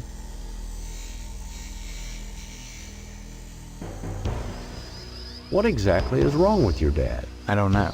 I wouldn't worry about it too much, Steve. You should be thinking about running the family business one day. That, getting into the lodge. Look, I'm not kidding about the amnesia. Why won't anyone believe me? Well, you always were such a kidder, Steve. Funny how that's beginning to sound like a stock answer. Like it was coached. You sure are acting like a kidder, son. With your dad ill, you're gonna need to start behaving like an adult, especially if you're gonna take over the family business. You may come to realize that this business is not for everybody. Just ask your poor, ill dad. It takes dedication and a strong stomach. A lot of times, when I'm finished scrubbing up and digging the bits of intestine out from my fingernails, I must confess I don't have much appetite for red meat. But red meat is one of the principal food groups, and you've got to have it.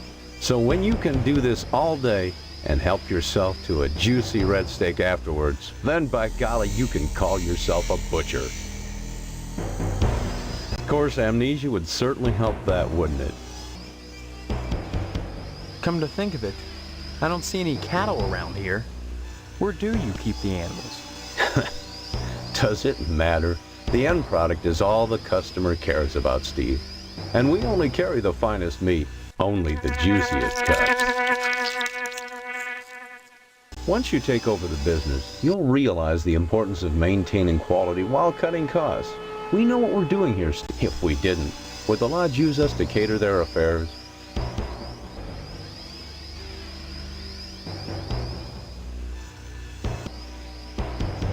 Listen, Steve, I've never met a group of individuals as upstanding as the Order. You ought to think about joining the lodge. You really should. There are certain tricks of the trade, Steve. Once your dad gets better and you start working in here cutting up the meat, you'll be privy to them. There's always cheaper, better ways to do things, if you're creative. Come to think. Only once you'll read him. Your father's very particular about the profits, Steve. No freebies for anyone. But seeing how you're his son, if you'll bring written permission from your father, I'll give you the meat. The Order of the Harvest Moon sponsors a weenie roast on the lodge grounds every summer, which we cater, though they tend to get their meat elsewhere the rest of the year. I wonder why. Heck, the best way to find out is to sign up with them. They're a great organization, Steve. They do wonderful work, just like us butchers. They do what needs to be done and expect nothing in return. Then how do they support themselves? Membership dues? From what I hear, the work is its own reward. What's with all the cats? This a slaughterhouse or a kennel? Oh, them? They eat the scraps, that's all. Yeah, but look at them. Isn't there some kind of health department that keeps tabs on these things? Are you going to work at the health department, Steve? Or here? Maybe I get sick of do-gooder busybodies sucking around here all the time. A man's up to his elbows in guts all day, every day. What more do they want from him? Don't read you, Steve. What's with all the cats? Oh, yeah. Are you? That's good to know. Your father will be very happy if he recovers. My point was only, you shouldn't allow animals in the food processing area, right? We don't let them get into the meat. That's unsanitary, and the health department wouldn't stand for it. There's things you don't know about the family business, but you'll learn. You got a cat? Don't got a cat. Don't be such a stranger, Steve, and my best to your dad.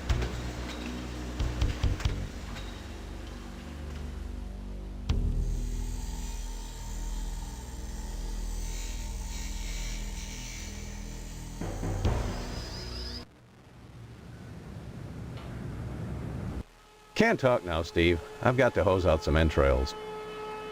Don't be such a stranger, Steve, and my best to your dad.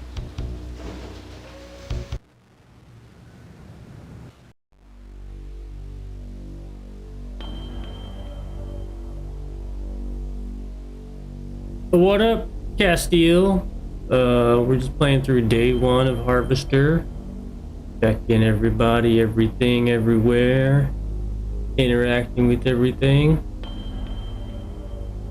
Because why not?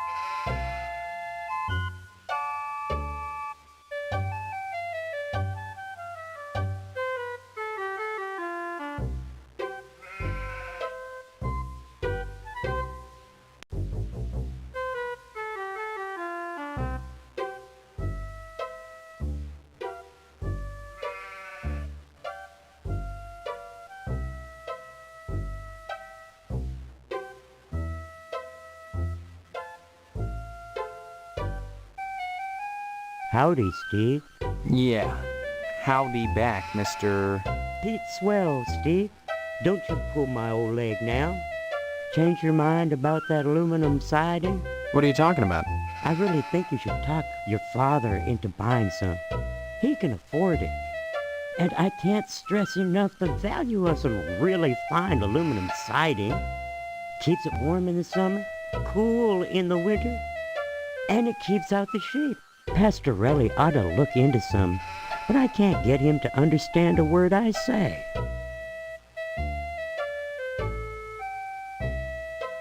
Steve, aluminum siding can't get a fair shake no more. Started when those firemen came to harvest, filling people's heads with newfangled notions like color coordination and interior design. You can paint aluminum, you know, if you want to. But even so, I can't seem to move it anymore. Not even to a rube like Pastorelli. Thank God for the plumbing.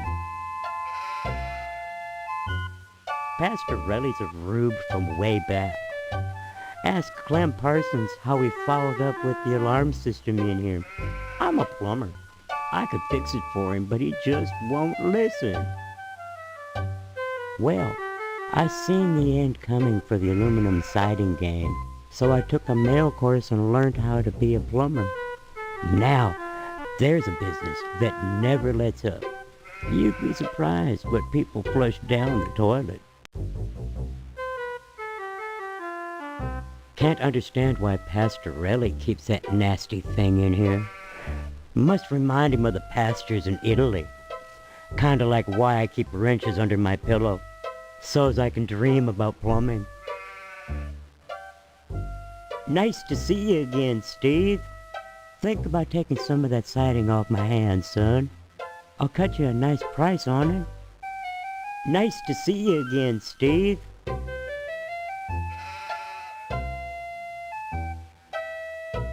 Hello there, youngster. They say them aliens I was telling you about, well, they came back last night. Cut another crop circle in my south field. How come I never seen none of them saucers, Clem? Them aliens is wily, Pete. You don't cross the intergalactic void without learning a trick or two. You know what Pastorelli did? Yesterday, he gets an alarm system to protect his pole. Only he don't know how to rig it, so now it's all awry. Pastorelli shelled out for an alarm system all right, but he's too cheap to hire an electrician to hook her up. Dang idiot cross-wired it to the fire sprinkler, so now when the alarm goes off, it sets the sprinkler spraying. Tarnation. Aliens looking for intelligent life ought to stay away from this shop, sure enough. Pastorelli's a funny sort. Foreigner, don't you know? He cuts hair pretty good, but he don't know spit about nothing else. You just ask him to hook up an alarm system if you need convincing.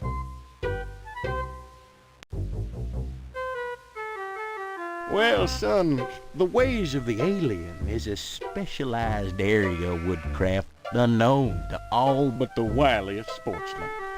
What you gotta remember is, your average alien is smarter than your average human. So you gotta be extra careful building your blind if you want to bag one. You hunt aliens. Son, after nailing an alien, you can never go back to quail. What, you think you can get one of those at a swap meet? Line your blind with lead to fool their sensing machines. Lay real quiet and wait. Preferably in the woods around the nuclear base. Oh, they love messing around out there. Why not wait outside your field, Clem? Wait for 'em to come a-carving. Oh, they do their crop doodles with zap guns, you darn fool. Don't you know nothing? Besides, ain't no place to put the blind out in the field. Now, you listen to Clem Parsons if you want to tag an unearthly being. They cross the void, wondering what lies beyond, all the time not knowing that what awaits them is buckshot. Danged if I follow you, Steve. Why, that barber's pole of his is his pride and joy. Brought it all the way over from Italy, wrapped all special-like. It ain't nothing but colored glass with some bulbs stuck up in it. But he thinks it's the be-all, end-all. Installed that alarm system just to protect it. Though who in tarnation would want to steal a worthless piece of junk like that? I don't know. Maybe them aliens, Clem. Oh, Pete, don't be ignorant. Them aliens don't give a fig for no colored glass. You think if they can build spaceships, they can't make a dadgum barber pole? Crazy hick don't know nothing about science. Anytime, Steve. I can't talk now, son. I'm busy with this game. Anytime, Steve.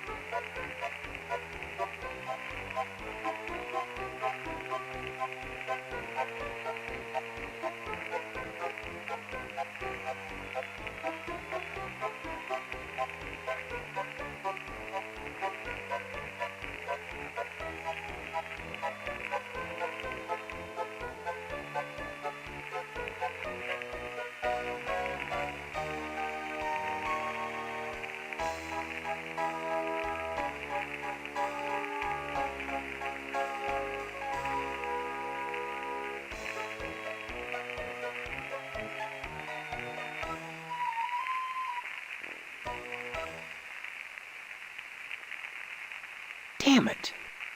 Okay. Oh, man. Okay. Well, that didn't work. Damn it. Can I help you, dear? Who are you? This is Phelps General Store, so who would that make me? Maybe you need to go back to Gein Memorial and have Miss Whaley teach you about logic. I'm fuzzy on a lot of things these days. My memory's gone. Pshaw, you always were a kidder, Steve. I'm serious. I need some help. Well, they say a sharp blow to the head is a good thing for amnesia, in which case I'd recommend Miss Whaley again. Then again, they say a good scare can jog the memory, in which case I'd advise you to visit the sergeant at arms over at the lodge. That man gives me the willies. Speaking of willies, how's your father? Don't know. Haven't seen him. Care to buy anything today? Okay, dear. You check back if you decide there's anything you want. I'll be happy to help you. Come back soon. Hello, Steve. Care to buy anything today? Just point to whatever you want. I'm a little hard of hearing.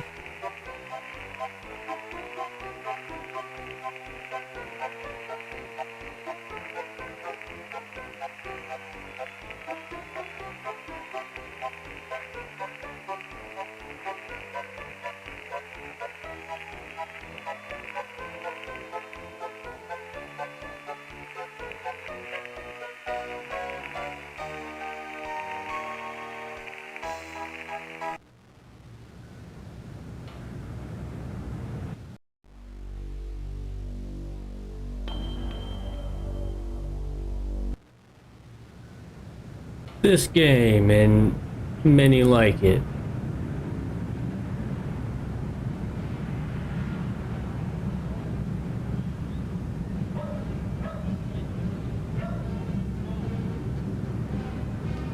I played in 1997 and not since then.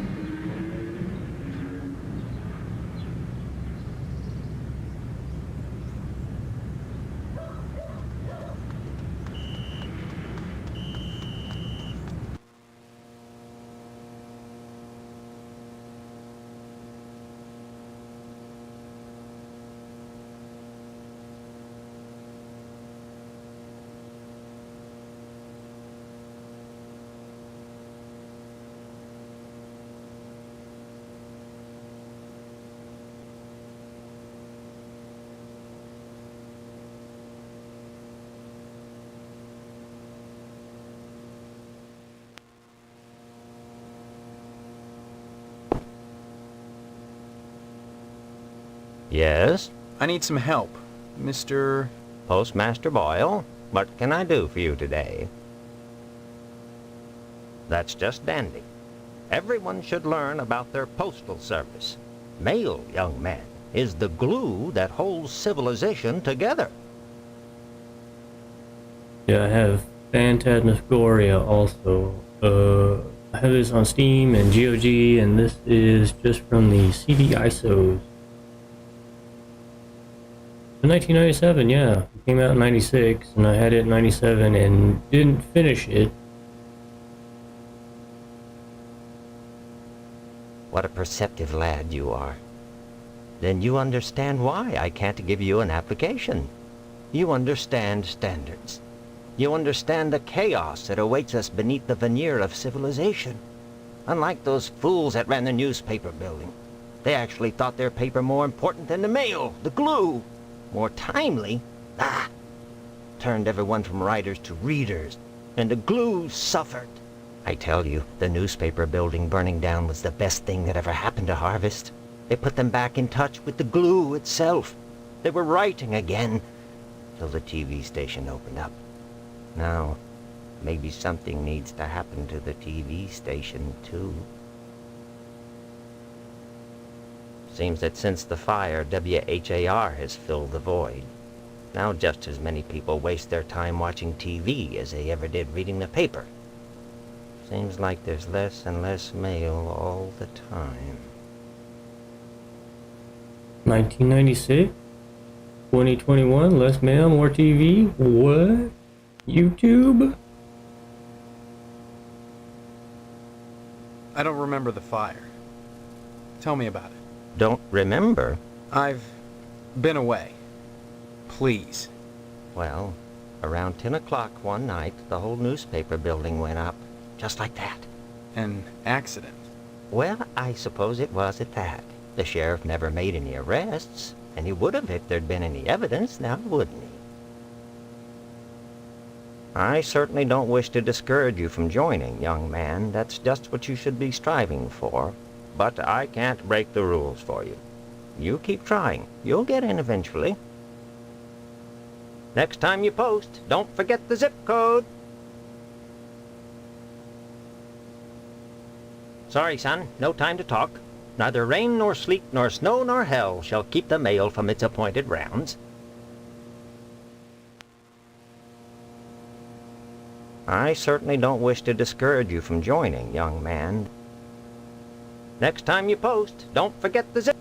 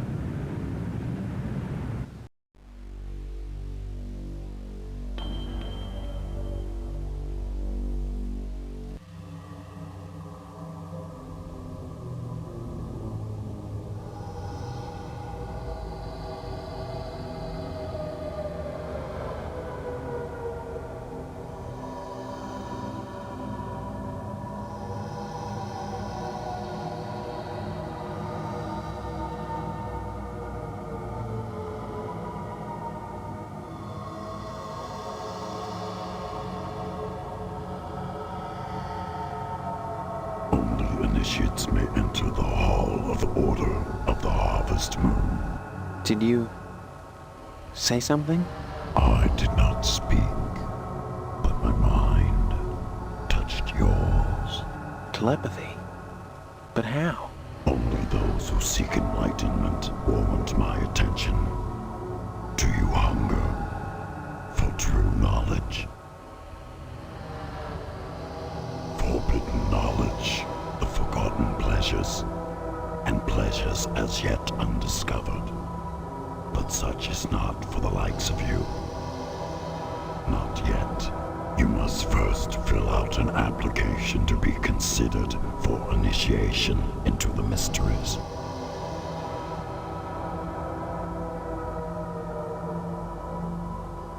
Members of the Order are privy to many hidden truths. Such as? They know what the trees whisper to the wind to make it howl. They know what the worm knows as it squirms in a rotting leg.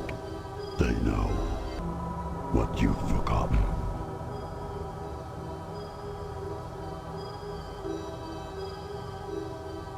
When you find the path, truth will be revealed to you.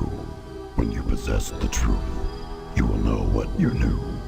And if anything remains forgotten, then it was never worth the knowing. Have you obtained an application from the postmaster? Not yet. If you would find knowledge, you must seek it from the first realization of the wanting. Harvest seems strange to you. Nothing is quite as it seems, or should be. Such is the way of all things when viewed from the proper perspective. Only within this lodge can the truth be found. Have you obtained an... Not yet. If you would find...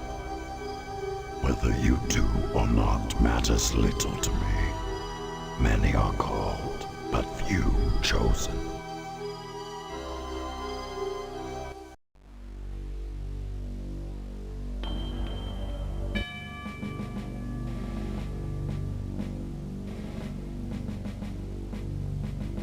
Who wants to shoot off some nukes?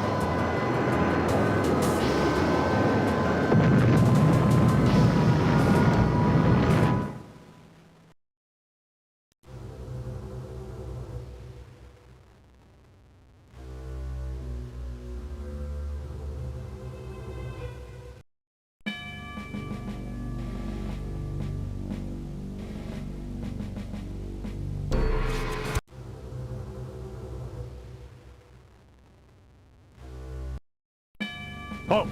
Who goes there? They tell me my name is Steve. All right. This is Section 21. Keep your distance, son. I wouldn't want to have to blow your head off. That makes two of us. So you're the amnesiac, huh? Just another draft-dodging ploy the way I see it. But at least you're not an alien. You see their ships every now and then. Sometimes Swell bags one in the woods. Who are you? Colonel Buster Monroe, commander of the Harvest Nuclear Missile Installation, keeping America safe from those who would dye our flag red, white, and pink. These are nuclear missiles? Goddamn right they are. Every one of them ready to rain death on the Ruskies. All I gotta do is hit the button and blammo! The price of vodka goes through the roof. Along with the vodka. Well, I suppose you have, you know, safeguards against accidents? Safeguards? Don't be such a weak sister. There are no safeguards. This is the 50s.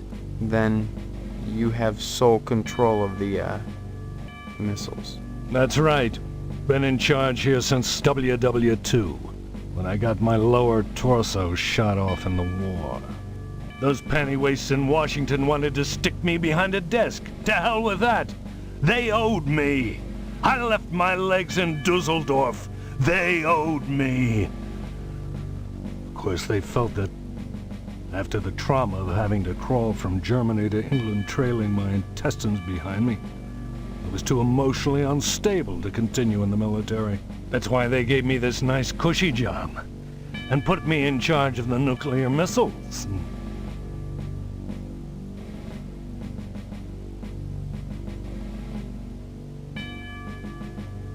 Son, when you've had your body shot in half, you know a thing or two about fear. You learn that when something actually happens, it's never as bad as you imagine it would be. Oh, sure, I can't write my name in the snow. I had to shell out a few simoleons for portable IV drips, colostomy bags, and so on. But the pain is hardly what I'd call constant. I have my good days when I pass out completely. We're never asked to endure more than we're capable of handling, mister. Folks would die in a nuclear holocaust, but nobody would die who wasn't going to die anyway, sooner or later. And the rest of us? Why, we'd take a little R&R at the old radiation bunker, climb out in 2 weeks, and go back to work, refreshed and ready to contribute as productive members of society again. Makes me wonder why I don't just push the button and take me a nice vacation. Can you give me any reason why I shouldn't?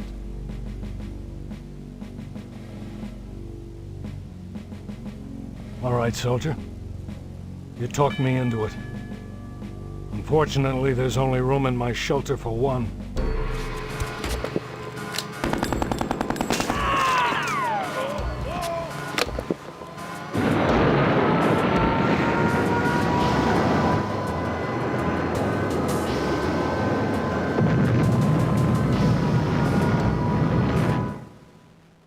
Got him.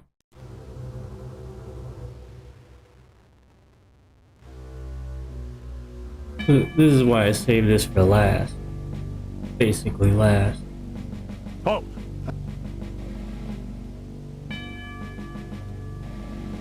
Son. You're right, soldier. I'm sorry. Sometimes the intense pain clouds my mind. The kookaburras start whispering to me about the pretty mangoes in the high trees, and I know they can see me. They see all of us. Can't you hear them? Chattering with the llamas behind our backs? They want our cornflakes, but they won't take the milk! Have you lost your mind? You think you can toy with me just because I have no lower torso, you damn kid, you? Or maybe you're one of those commie bastards. Frankly, all these questions are making me a little suspicious of you. Maybe you're one of those pink-blooded Americans. Can you give me any reason why I shouldn't shoot you right now? I appreciate your honesty, comrade.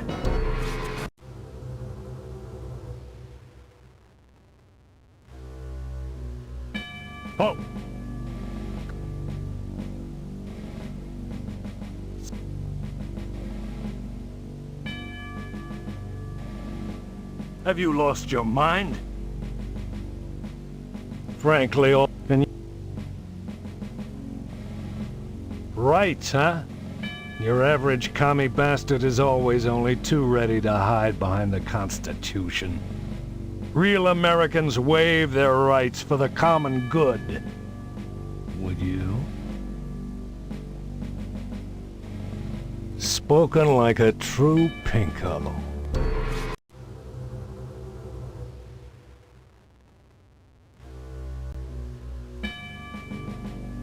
Oh! Son.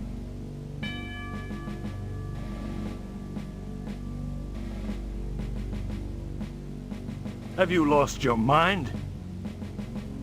Frank, right, huh? You talk a good game, mister. But so does your average commie bastard. The Kremlin teaches its agents to talk their way out of a scrape.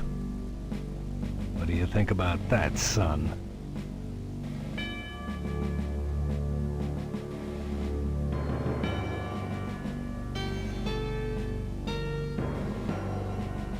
Glad to hear it, son.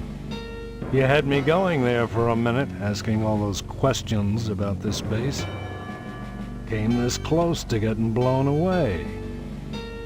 As it is, maybe you ought to get out of here before I change my mind. Go visit those Ponzi firemen. But whatever you do, stay away from that damn lodge. That's the most suspicious place in Harvest, if you ask me. Remember, duck and cover.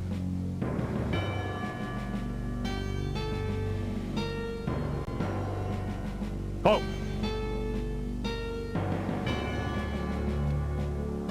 Son. Have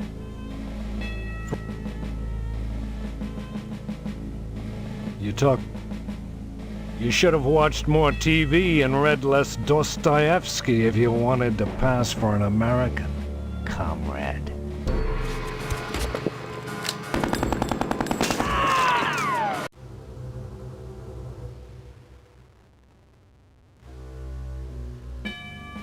Oh!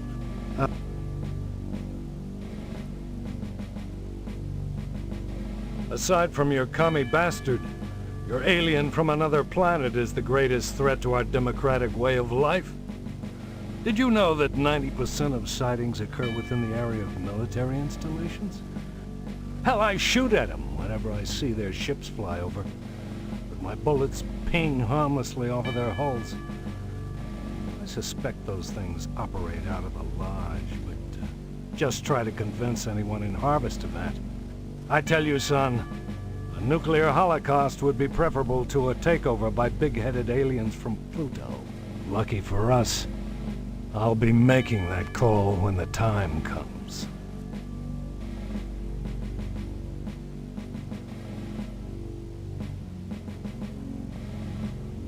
The funny thing about it is, you wouldn't think so, but you've got about 3 miles of intestines in your body, all curled up. Now that came in handy as I gauged my progress. While I crawled from Germany to England, my intestines would unravel, such that every 3 miles I'd have to roll them back up and stuff them back in. It became my benchmark, what I lived for. Every time I stuffed my intestines back in, I knew I was 3 miles closer to freedom. In this way, I kept my sanity. That's what I told those idiots in Washington. But did they listen? No. Some weak sister shrink said I was too emotionally unstable to kill Koreans. So they transferred me to this boring stockpile of armed nuclear warheads. And to top it off, those pansy firemen won't let me join the Harvest Volunteer Fire Department. Oh, it makes you wonder. What's the point of going on? Of course, they wouldn't have given you the, button if you were really, say, emotionally unstable? Of course not. I was given a full exam by my captors in the concentration camp when I was captured during my second penetration behind enemy lines. a year after I lost my lower torso. It was quite thorough. What did it say? I don't know. I can't read German. Okay, yeah, you can't get shot in two equal but separate portions without feeling a little down. Who wouldn't? That doesn't mean I'm unbalanced. A little lighter maybe, but my balance is fine. Still, is it abnormal to harbor doubts late at night when your boots in the corner mock you? Is it sick to want to poke them in their eyelets and rip out their laughing tongues? Then you feel bad, and you invite them under the covers with you, but will they come? Oh no! Spit and polish, trump, a long, long way to Tipperary, especially when you're waddling on your hands. Get some gloves, they say, in their high-pitched little voices, and snicker in the bootlocker, talking to my jockstrap behind my back. They all deserve a good nuclear holocaust. You say before you came to Harvest, your lower torso was shot off in the war? That's right. I was behind enemy lines. The night was dark. The rain wet. Plastique I was supposed to rig the bridge with, precariously sandwiched between my knees as I crawled in the muddy mud. I didn't see the Jerry taking aim at me with his machine gun until half of me was flying through the air. With a quick spray of bullets in a straight line, he'd shot my body clean in two. My lower body landed at that Jerry's feet. I can still hear him laughing as I started crawling in the general direction of England, calling behind me in broken English, "Mein Freund, where is your legs? Looky, what have we here? Some legs? Hey, did anyone lose some legs?" I'll never forget looking back over my shoulder and seeing that crowd doing the can-can with my legs. Till a few weeks later, with only my compass and a pair of nylons, I made it back to safety. Now the Krauts are our friends and the commie bastards are our enemies. But even so, there's at least one crowd out there that I'll never invite over to Sunday dinner. Harvest is a fine town, steeped in traditional American values. But that lodge, well, it makes me suspicious, don't mind saying it. They've got their fingers into everything around here. Like a certain red commie bastard menace which shall be nameless. You read me wrong, mister. I think you should join the lodge, infiltrate it, and report back on any red sympathizers. Your report could affect my decision on what I've got to do. Harvest is that might work out for the best, mister. I think you should join the lodge, infiltrate it. Your report could affect...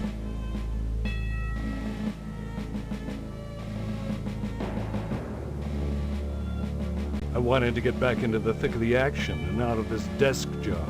Those firemen are a damn peculiar bunch of ladies. I thought they'd object to my lack of a lower body, but they wouldn't let me join the fire department because they said I couldn't draw naked men. Can't draw naked men? Who the hell wants to? I could draw one if I was a sick commie pervert. Look, I did this last night. What do you think?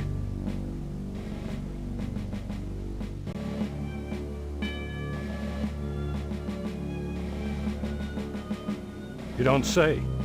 Then you'd better go reconnoiter the fire station, mister. There's a lot of art going on over there. Determine if commie infiltration has occurred in Harvest, and report back here. Your report could make the difference in what I decide to do. About what, Colonel? Never mind that, son. It's easier if you don't know. I wanted to get... Thank you, son. You're a good soldier.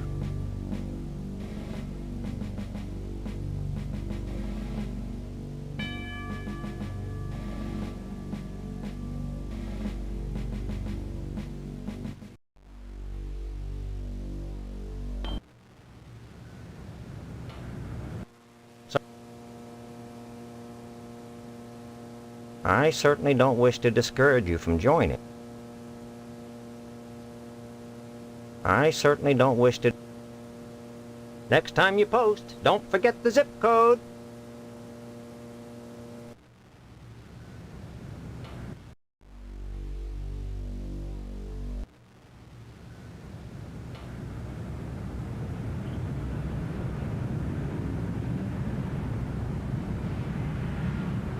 Damn it. Damn it.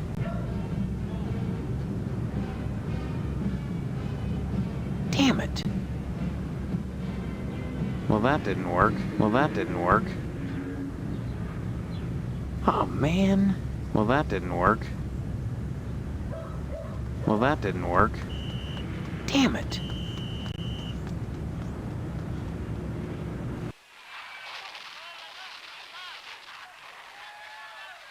Been what, Steve?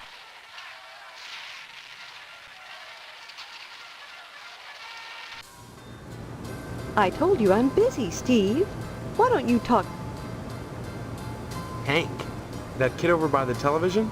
Your little brother is homesick from school today, and I won't have you scaring him with this amnesia poop. Is he... Look at the... I don't know. Honest. I don't know, damn... Don't you... Don't forget to put the... Stop wasting my time, young man.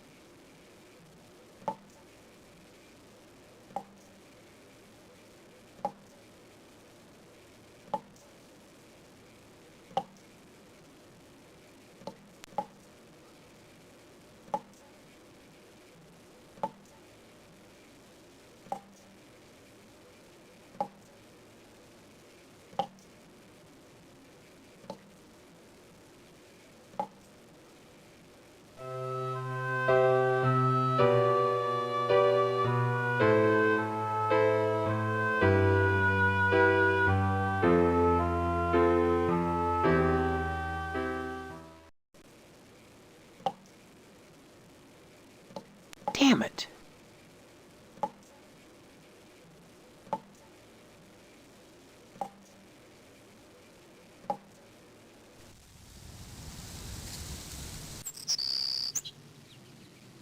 Are you making some kind of point? Are you making some kind of point? Are you making some kind of point?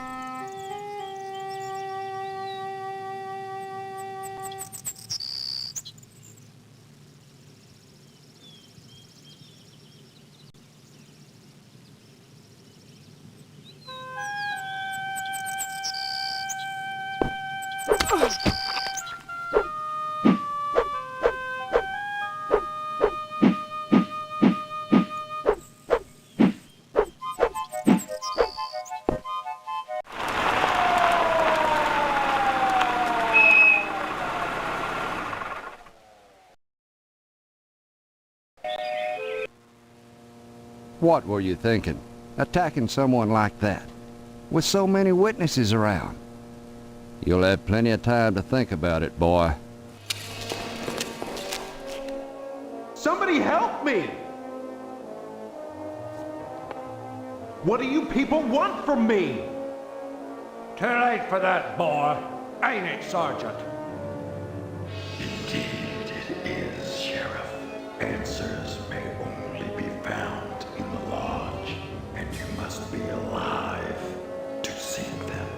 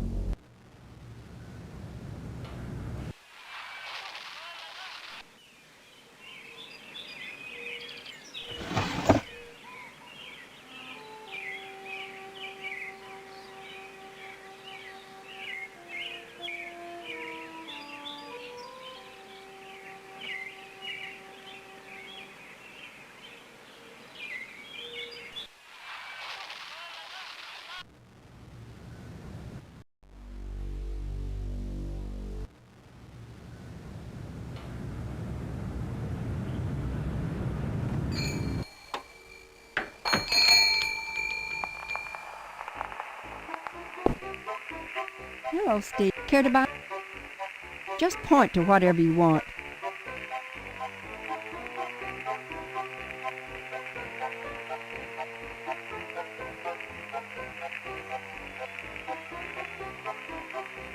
Oh, man. Damn it. Well, that didn't work.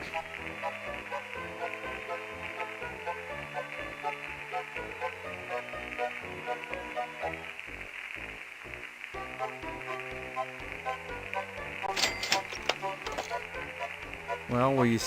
I certainly will, Steve. That kind of interest is healthy for a young fellow. Steers him away from being a fireman.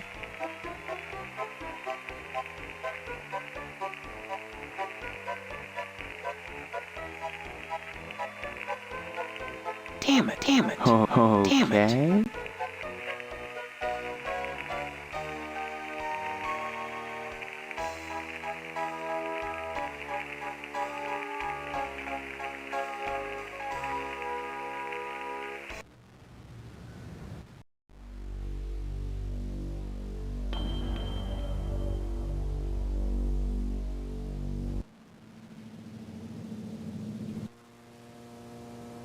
I'm sorry. I don't feel up. Anytime. Oh. By George. Oh, by Jiminy. Oh, this here's the real thing. Oh. Can I have it? Oh. Think it over, okay? You gotta give me it, kiddo. Please. Got me some towels that need folding, something terrible. Oh, oh, oh, thank you, Steve. Excuse me, kiddo. I gotta go check the jail for clean towels.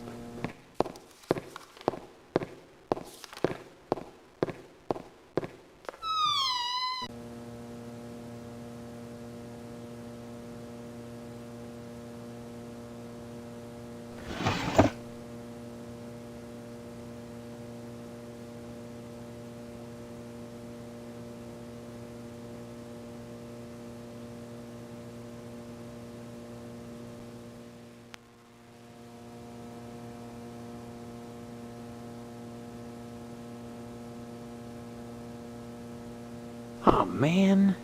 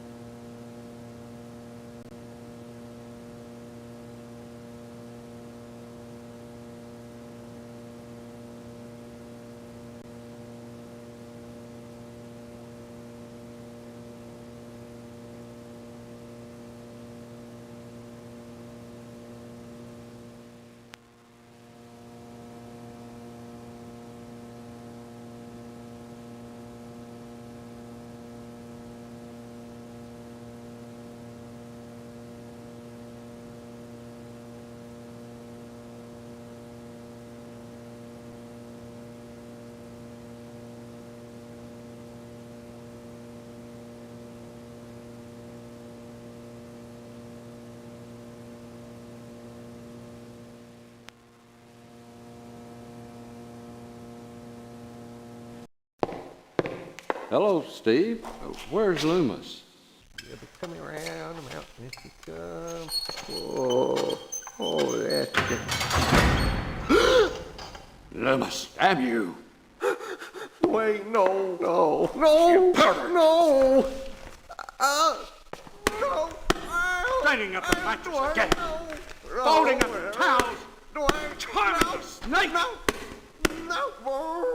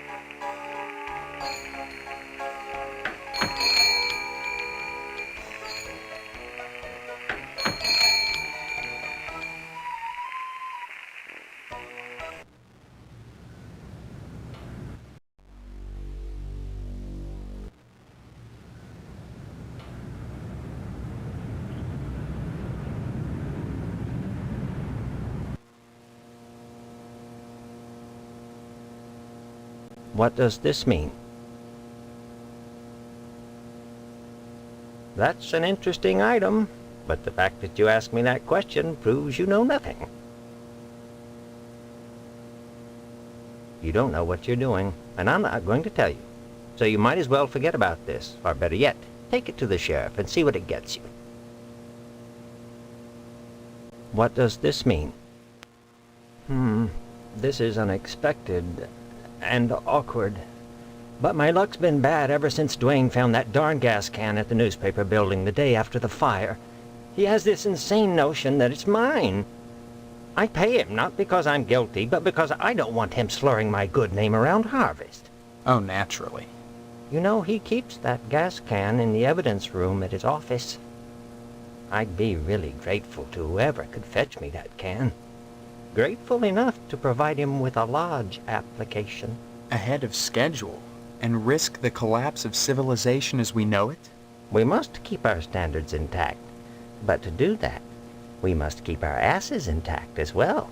Oh, and Steve, you'll keep this to yourself. If you're smart. What does this mean? That's an interesting item. You do that, Steve. Not knowing what we're guilty of, how much trouble can you cause? Except for yourself. Oh my God, I can't believe it. After all this time. Where's my application, Boyle? Here, take it. With my thanks.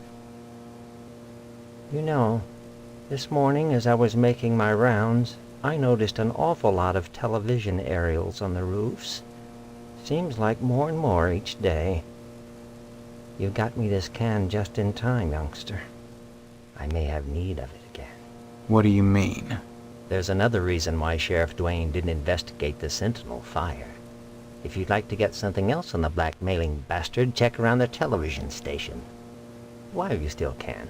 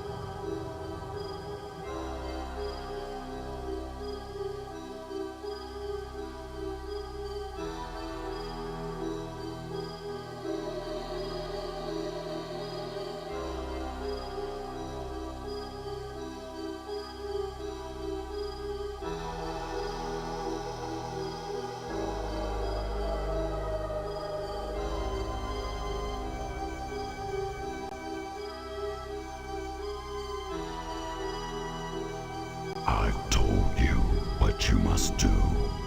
Until you've proven yourself, I have nothing more to say. That's a ticket.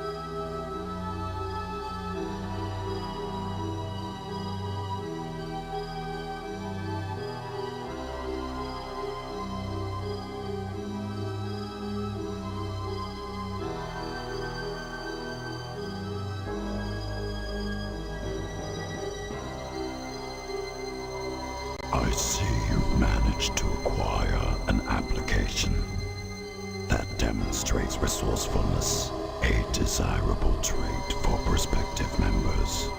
You need a rest. Report back here for your next assignment.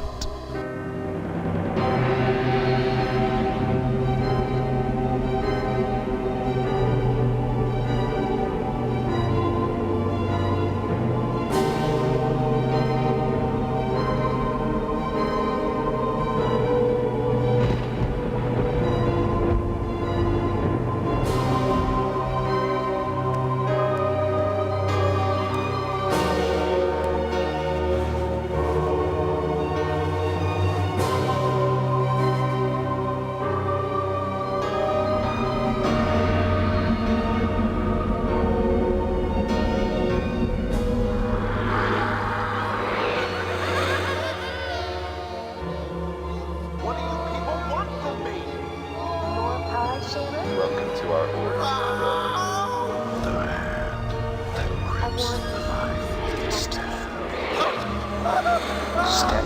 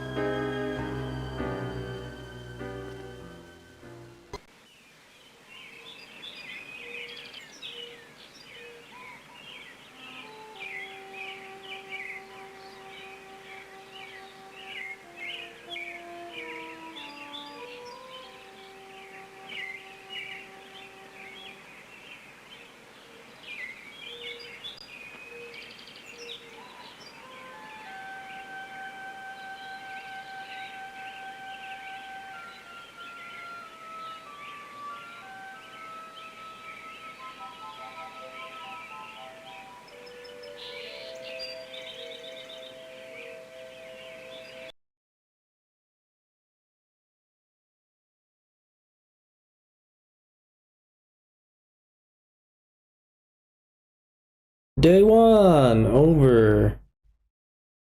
Day 2 tomorrow, exploring everything. Hopefully finishing day and night 2.